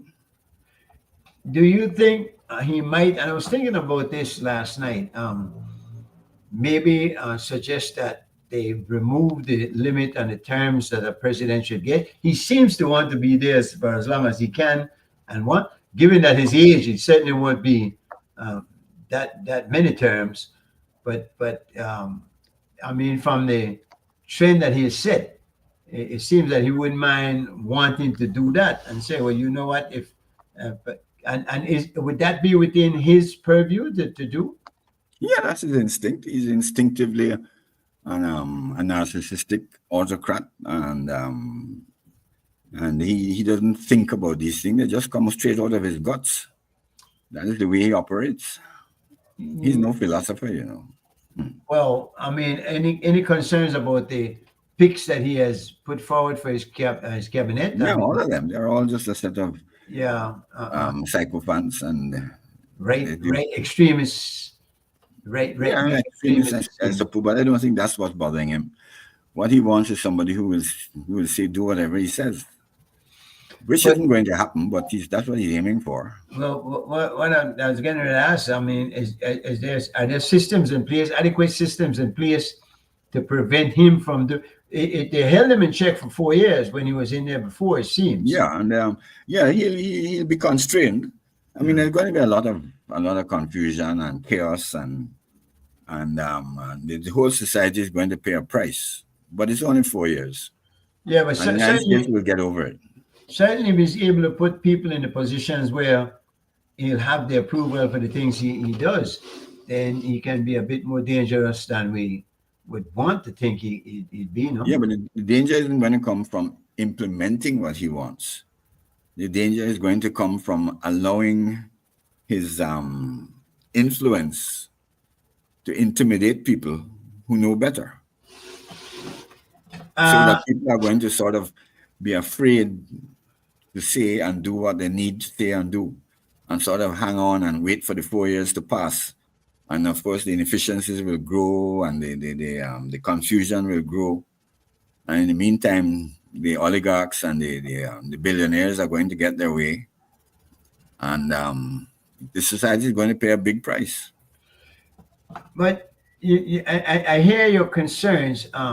I know though that in the 4 years he was in there, we certainly didn't have any of these two big wars that we have going on now, and both of them being funded by the U.S. He has pledged to stop funding Yeah, the but those war. wars were well on their way. They were going to happen. You think? So Yeah, one way or the other. One way there are or the those other. who say that there were many affronts to the Ukraine war, for instance, that one certainly didn't have to happen. And if Joe Biden was not in there, it might not have happened. Certainly, Trump seems to have been willing to speak to these people. Um, Yeah, but I mean, that is speculating about things that almost sound either or, and was never either or. Those are complex situations. There's no question about Putin's ambitions in terms of the Russian sphere of influence, and the feeling that he was being circumscribed by NATO, well, and his desire to almost prove that Russia was a force to be reckoned with. but There are lots see, of complex factors that came into play, and they didn't come into play overnight. It was not sort of, all right, okay, let's get up and invade.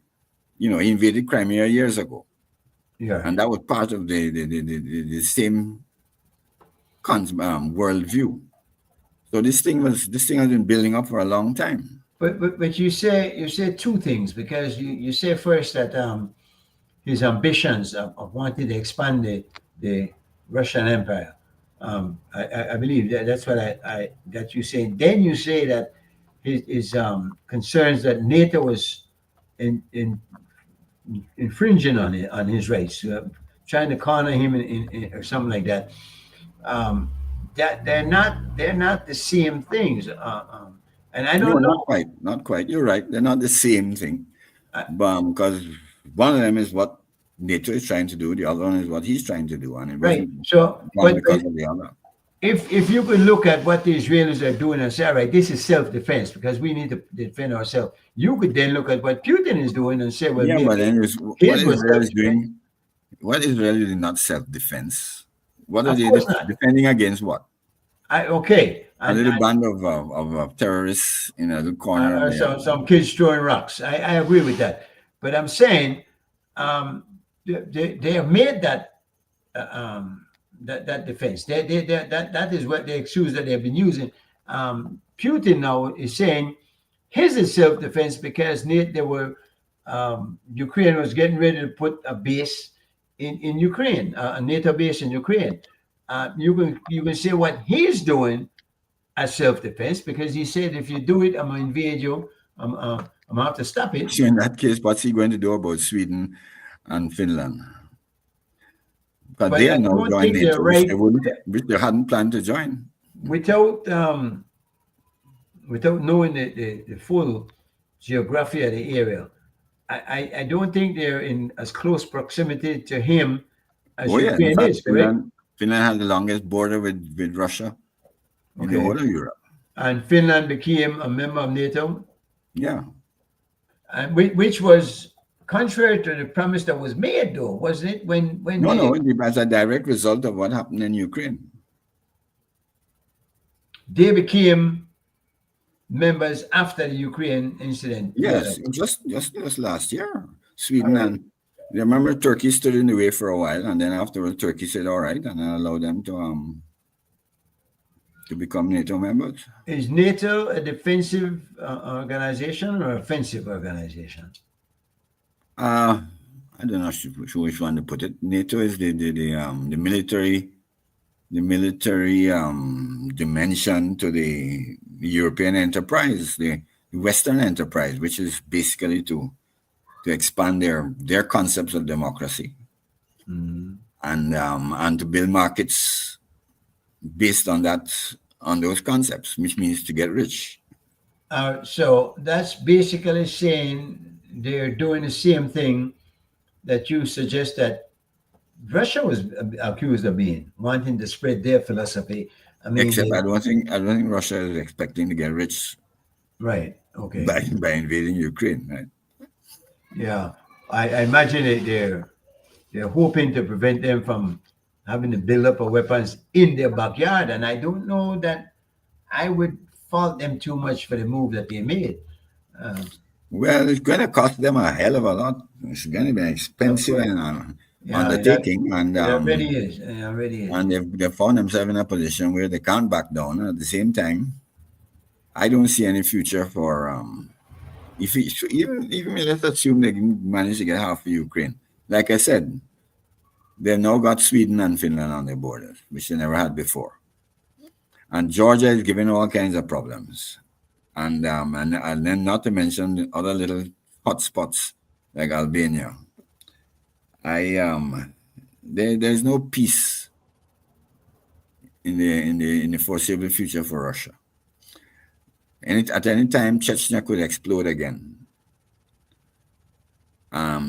It's just a pretty restive part of the world right now. Are they in trouble?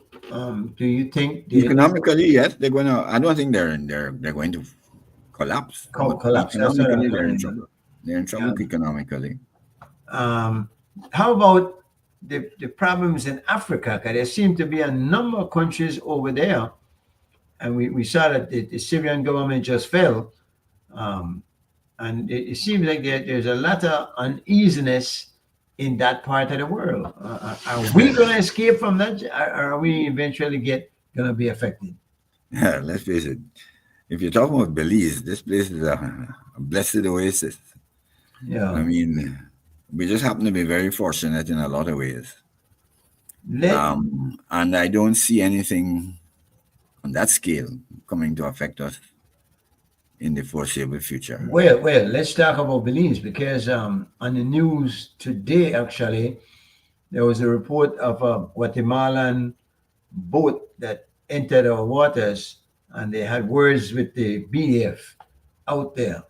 Um, do you have an opinion as to what is happening, say at the Sarstoon, where this guy Will Mahia goes down often, does an excursion, and in the last time they had a confrontation of sorts. Where do you see that leading, and would you maybe prescribe a different course of action on their part? No, I don't. I'd be presumptuous to say that I think what I know was the best thing to do because I don't know enough about the internal dynamics of Guatemala. They they're not the kind of place that is easy to understand. I'm not so sure what's going on over there. What Well, would you call them? Would you call them a dictatorship, a democracy? What would you call them? they have elections. They've elected recently elected a new government. Um, I And what's the relationship between the Guatemalans and the Americans at the moment? Well, that's I think where the question is, because my concern is more the relationship between them and the Israelis, and you know the Kabul is trained by the Israeli army, and they work very close with the IDF, so that they have a very good relationship with the Israelis. Um, America has a lot of investments in Guatemala, Well, also they have a lot of investments in Americans in Belize too. but yeah, that's what I was getting ready to say. So that might be a saving grace, no? I think that's our saving grace. Yeah, yeah. That they wouldn't dare because of the fact that the amount of Americans that would be at risk. And it's not only, it's a growing number because the Americans, the baby boom generation, is that what you call them? They seem Mhm. to be looking for anywhere that they can go and retire, except in the United States. And they'll be Yeah, coming to Belize to build more retirement communities. That's my impression, anyway. I'm not. It's not something I've explored in depth, but yeah. I get the Any feeling. any thought given to the change in the money? As you know, we're going to be issuing new.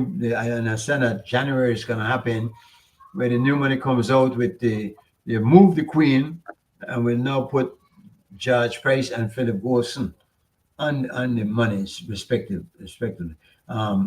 I believe it's the 50s and the hundreds that this will happen to. Um, did you see? I know Barbados did it, and a couple other countries have done it. Any concerns about that being done? Any benefits that you see might be derived from it? No, I can't say I have any strong feelings on it either way.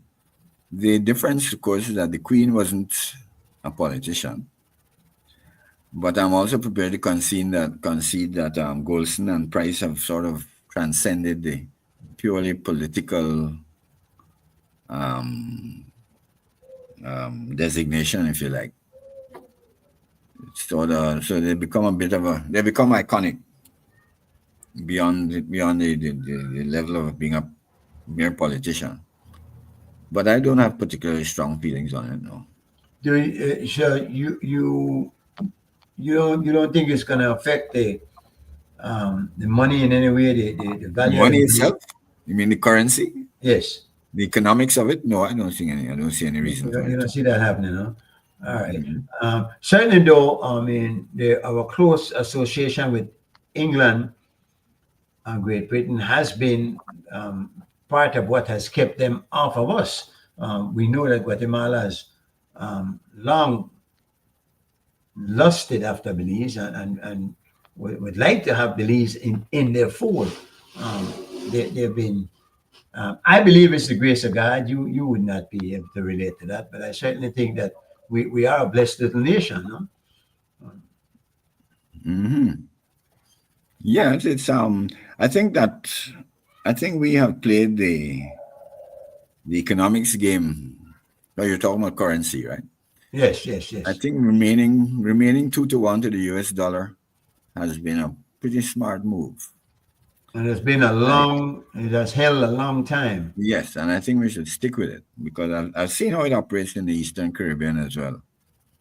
And I've also seen what happens in Trinidad, for example, when you start to float and do a partial float. And by and large, I think that the American presence and our being tied to the dollar, I think that's going to transcend any connections to England and so on that you might be referring to. I see that Jamaica made a move the other day to become a republic. You're familiar with that? And any uh, should Belize maybe follow suit?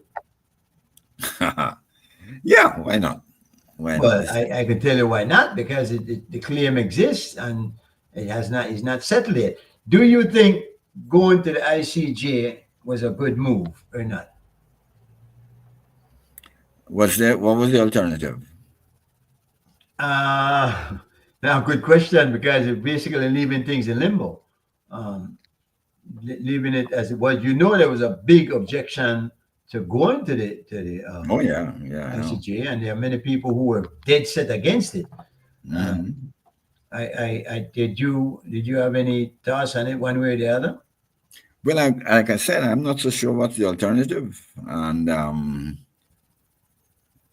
the limbo would have been the hope that the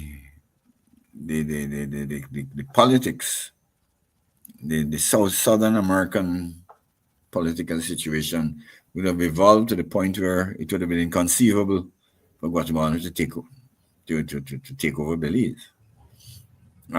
So we'd have stayed in limbo until it just became And that they on their own surrendered and gave up the claim. and sort of like Venezuela and Guyana, I guess. You know, you ask yourself what are the alternatives? You know, what are the different routes that you could take? Yeah, I see that now. Guyana just discovered a whole lot of oil. They are now fabulously wealthy. Now, Yeah, this is not something you could have imagined 10 years ago, and yeah. that's what I mean by when you say leave things in limbo. You hope for things like that. You hope that for developments that you could not have foreseen that would force a solution. But progress does indeed bring problems, and I'm sure that will heat up that Venezuela issue there even more. I mean, Well, yeah, but then again, nothing will make them fight more than for money, no? yeah, it's one thing I think we can be assured of: the future is unknowable, Oh, yeah. and anybody who would like to predict where and what we will be and what will be happening and in 10 years' time is taking a a wild guess. Because when I look back on the politics of the last couple of decades, and even the social realities in countries all around the world, you just could never have anticipated so much that has happened. The future is unknowable. And I think that's why we need to fall back on basic principles, fundamental principles, of which I just pointed out. For me, the most important is freedom of thought and all the other freedoms that come out of that. We have to remain a civilized society. Jeffrey, my concern is that freedom of thought to people who can't think might be a dangerous thing. Also, um, I, it seems that the majority of people in the world just follow after those who they think can think, as opposed to thinking for themselves. Haven't you experienced that? Have you seen that? Well, this is it. Most people are not going to think. They're just going to get up and get through the day. Yeah, And yeah. most people are not going to try to force their what's the word? Their Philosophy. lack of thought. Not try to turn their lack of thought into some sort of system.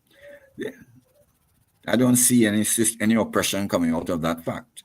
The oppression is going to come from relinquishing our hold on of freedom of thought among the people who actually have the power to maintain the status quo. Speaking of rights, there's a move to reform our constitution. I don't know if you're familiar with the constitution of Belize. Very few people are. In fact, it was um, suggested the other day in a study that about 98% of Belizeans have never even looked into the book of the Constitution, don't know what's in there. Um, where do you think we stand now on that, where we are trying to reform, but how do we reform what we don't even know what we have? Well, this is it. Who's going to do the reforming? Well, there's a Because committee, sometimes and it's just a set of loud voices, or is it going to be people who are qualified in some way, or is it just going to be some sort of referendum based on politics? How is it going to happen? well, and understand there's a committee in place that's going to make recommendations. Eventually, it probably will have to go to a referendum. But all the people that, then again, and this is an unfortunate thing because many people vote based upon what they have to get from it. Um, and many times there's as little as $50, no? Other times there's some bigger favors involved. But that's the sad thing. How can you get a referendum that's going to give you a clear picture of where the majority stands if the majority is voting for ulterior purposes, no? Uh, Yeah, that's the challenge. My main concern is that the people who write the Constitution are people of integrity, you and would I hope, don't. yeah, yeah, yeah. Yeah, and and that they mean what they say. And then you have to. The only thing you can do after that is hope that the politicians, in turn, will be honest enough to say that they are not opposing it for political reasons, but because they genuinely think that it should have been written another way. In which case, they will have to have their own people of integrity to say why.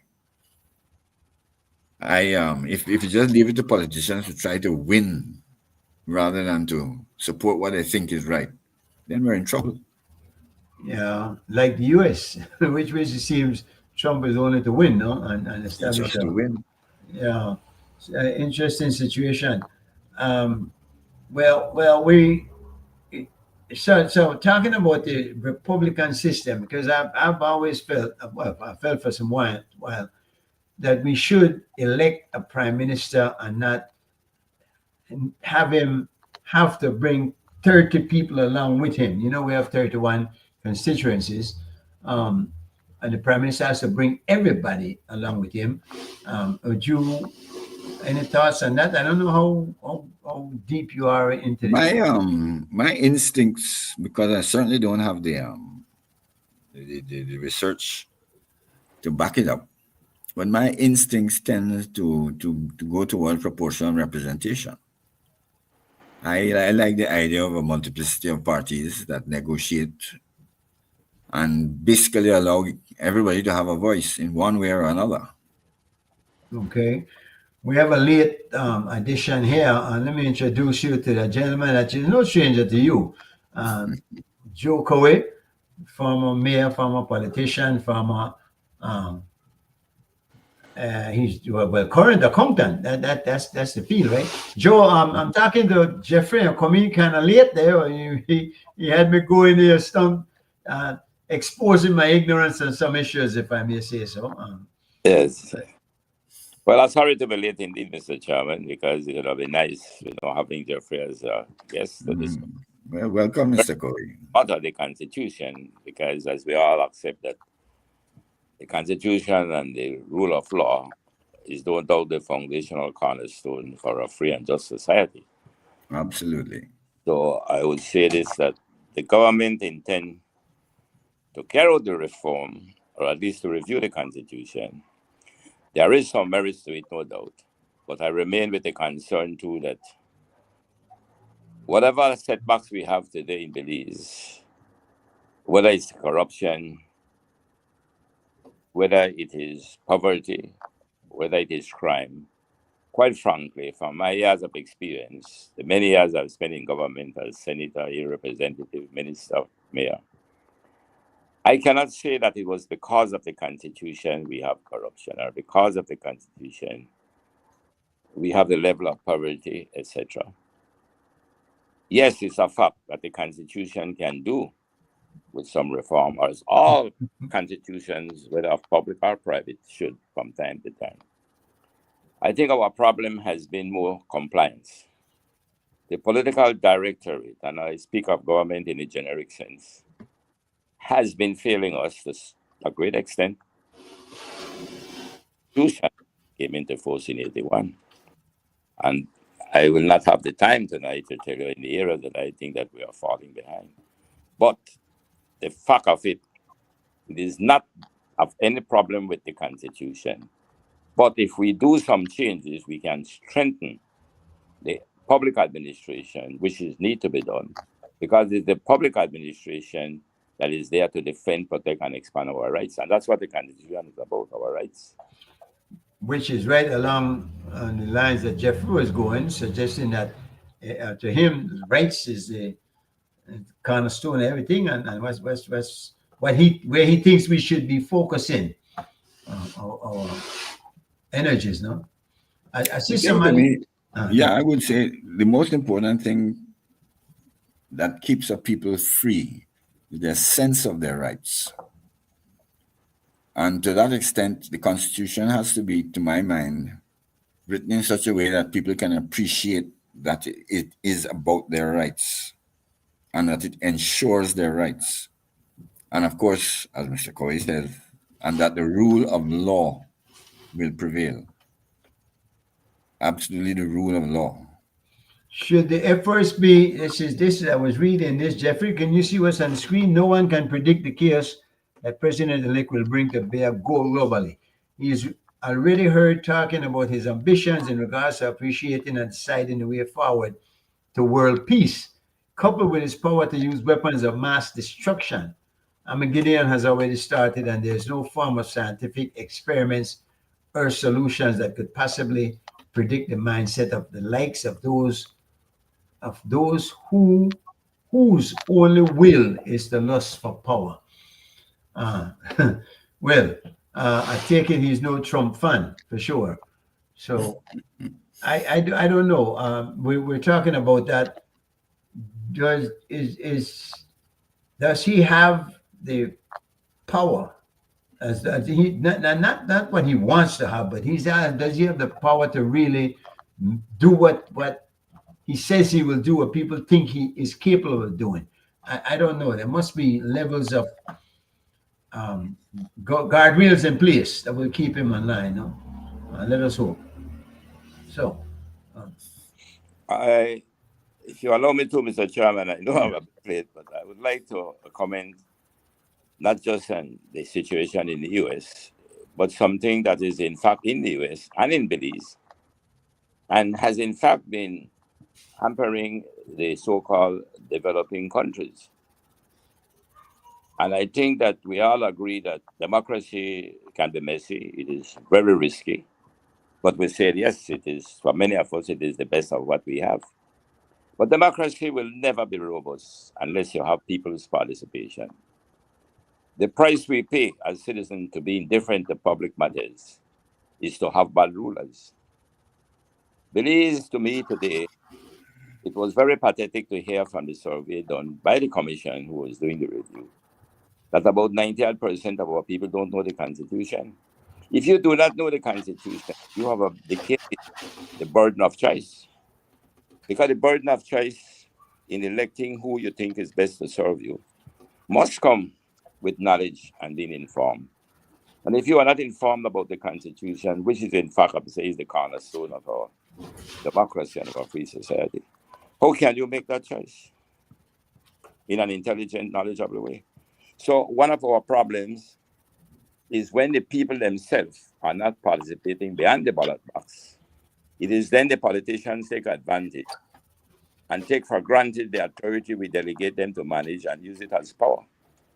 And then The partisanship has become so divisive. The spoil system is now beginning to take hold, and that is the deterioration of good governance. So I think at the at the heart of democracy must be people's participation and to hold the elected accountable to the electors. And that is where we are failing. And we fail because too many of us are very supportive of the spoil system. Both sides, the two major political parties, they go out there and they carry out some heavy campaigning. They make a lot of noise for the party. And when they win, they are giving jobs which they are not qualified for. And that begins to weaken an effective, efficient, and economic public sector.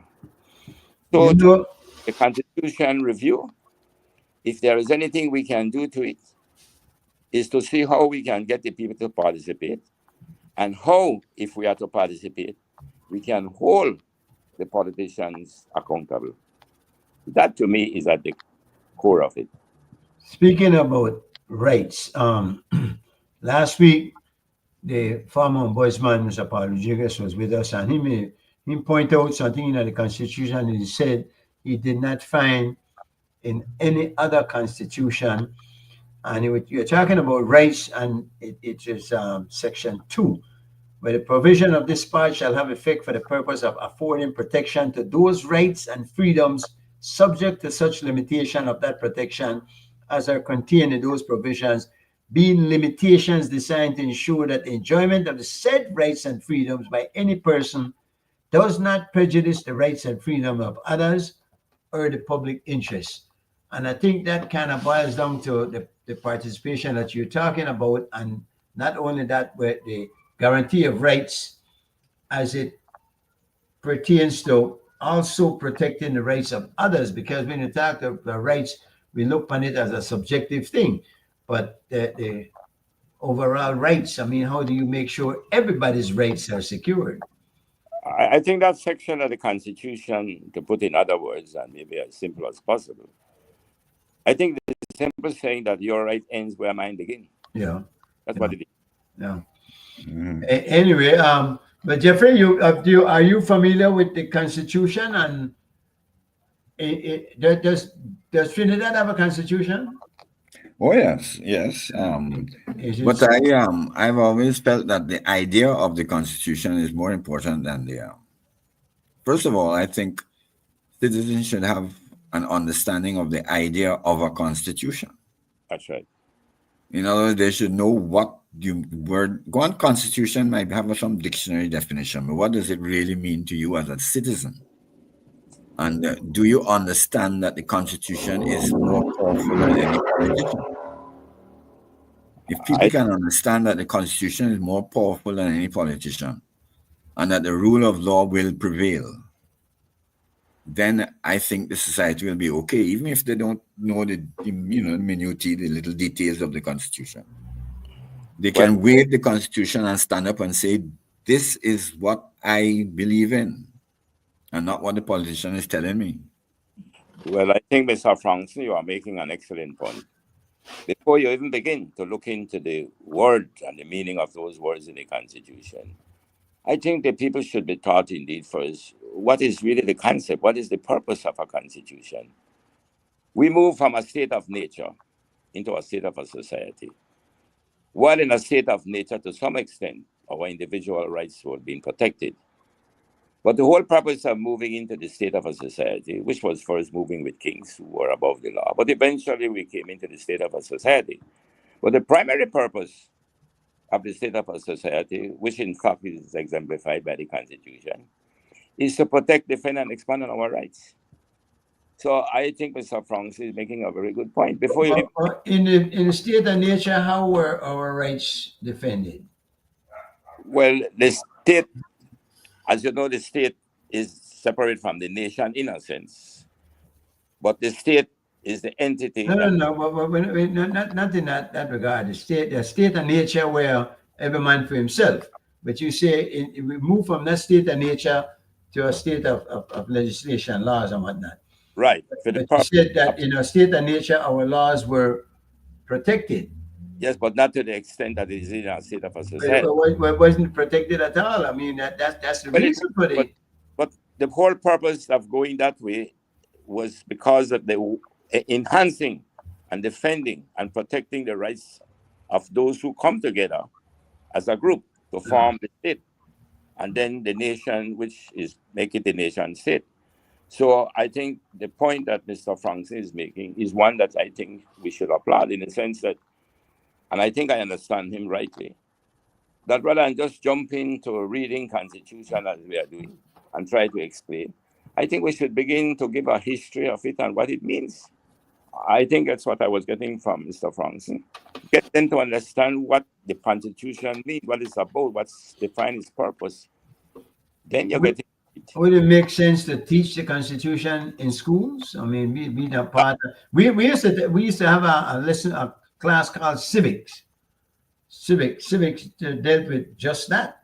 But I agree with you, but I wanted to emphasize the point, and I hope I am right. If I am not, I would like him to correct me. When you go through the discussion we were having, I've been to two of them. I spoke at the two of them. What I found in trying to get over to them first is that they were not so much, the committee was not so much moving towards getting the people first to understand the Constitution and its purpose. What they were trying to do was to take the wording as it is and trying to explain that. But I think that I attempted to try to get them first to speak about the history of it, the purpose of it. If we know the purpose of it and we understand it, then now we go into it and we actually know whether it is achieving the purpose it was designed for. It was drafted from an existing constitution, right? We didn't just come up with that. I was involved in the Constitution, not in necessarily the drafting of it, but I was very knowledgeable. We had to be those of us who were involved in it. And the job was to go out and try to get the people to accept it. And I look at that Constitution, and that to me, the way it is structured, I think it is the most modern Constitution the world has come up with. It is longer than the American Constitution. It is true that the American Constitution is very tight. No, it's a small, but it means a lot. But to me, I think, one, these are your rights. Two, these are the institutions we created to defend those rights. And when we come into the state, we have the legislature, the judiciary, the executive. We have the laws in the Constitution to finance these public administrators, this public administration, to defend those rights. That is in essence what it is. But when you begin to become so partisan and moving away, and with about fault the British may have had, I must say, I came into the service under the British system.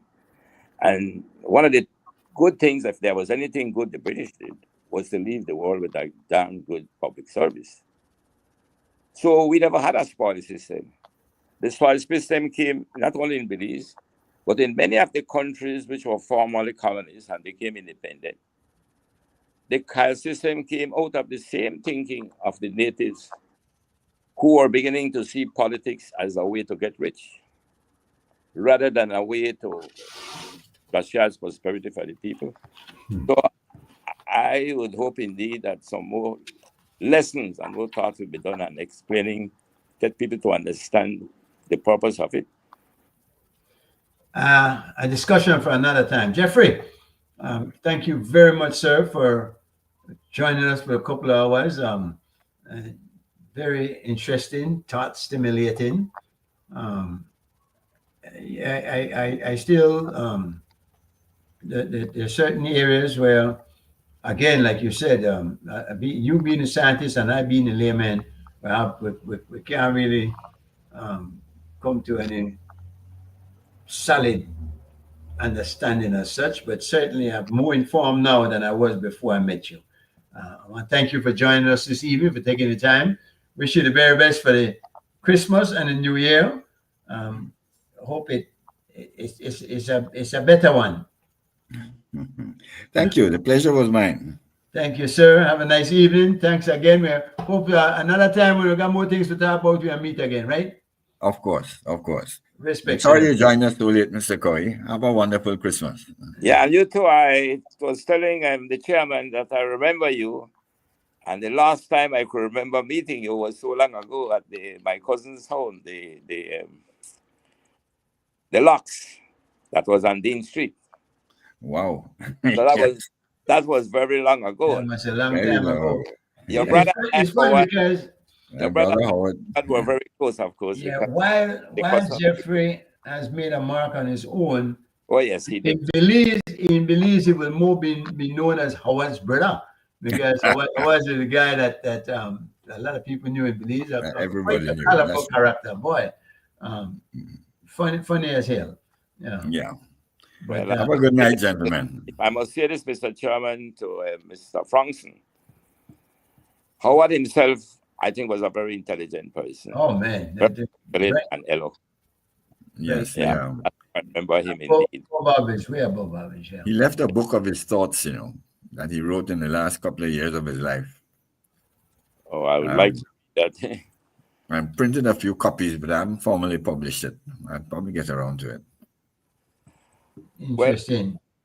I came on a bit late, Mr. Chairman, but I wish indeed I had been earlier, because I had no doubt that I would have been able to learn myself and we could have learned from each other. So, Mr. Frankson, I will try to find a way to reach out to you.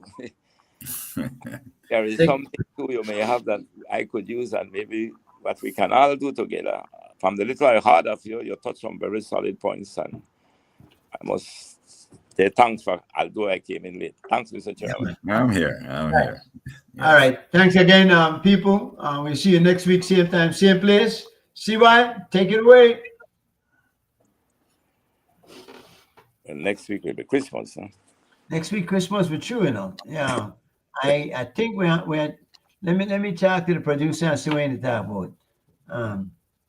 Yeah, it'll be a nice time to take a break, and I think. Yeah, I think the next two Wednesdays will be Christmas and New Year. So New Year's. Let's hear from our so I don't think we'll be able to have shows, and so that was the Christmas recess you were talking of. Yeah. Let's see what our audience has to say, no? Yeah, that's it. And see how they whether they request it or request a break. And I think a break will be in order. Folks, thank you very much. We'll see you next week, same time, same place. Have a nice day. Blessed is the man who walketh not in the counsel of the ungodly, nor standeth in the ways of sinners, nor sitteth in the seat of the scornful. But his delight is in the law of the Lord, and in his law doth he meditate day and night.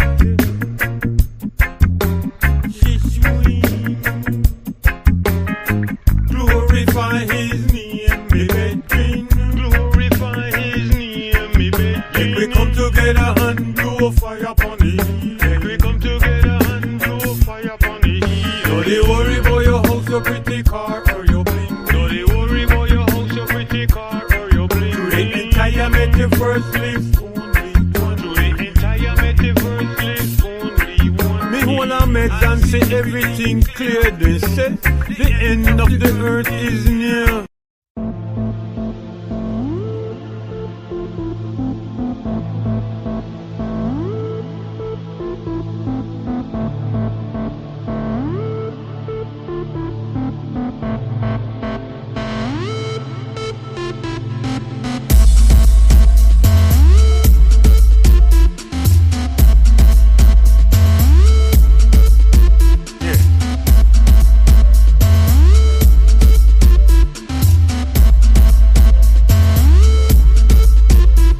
Disappear for a while, but now I am back again, introducing a new style, them call the link bang.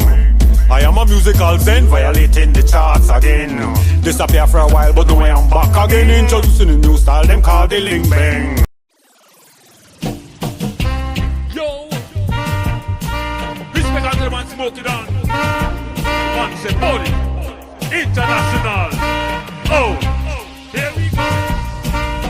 Me and me body with a comfy setting. Respect you, all beliefs and profits. Yeah, yo, yo. We know this seek no static. You the gunman, me after the bag, no fi stop it. Me ball again.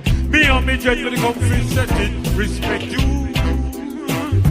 Hi, hey, hi. We know this seek no static. And if you the gunman, please stop it. You have Lord Raven, Kenny Morgan, Papa Curly that they chase the boy named Sam Master Lee, Chico and Carlton Brown, game love, everybody run town. See when them youth decide fit build a song, the concrete foundation so that they can't fall down. Some young shot in the big fish get me included the beat. Check on the teacher when them draw down the slate. Pay attention now the tune so intricate.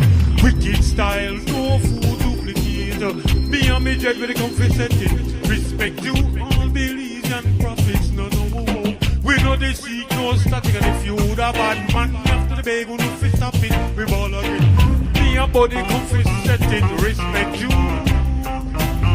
Wow, wow, wow. We know they seek no static. You the gunman.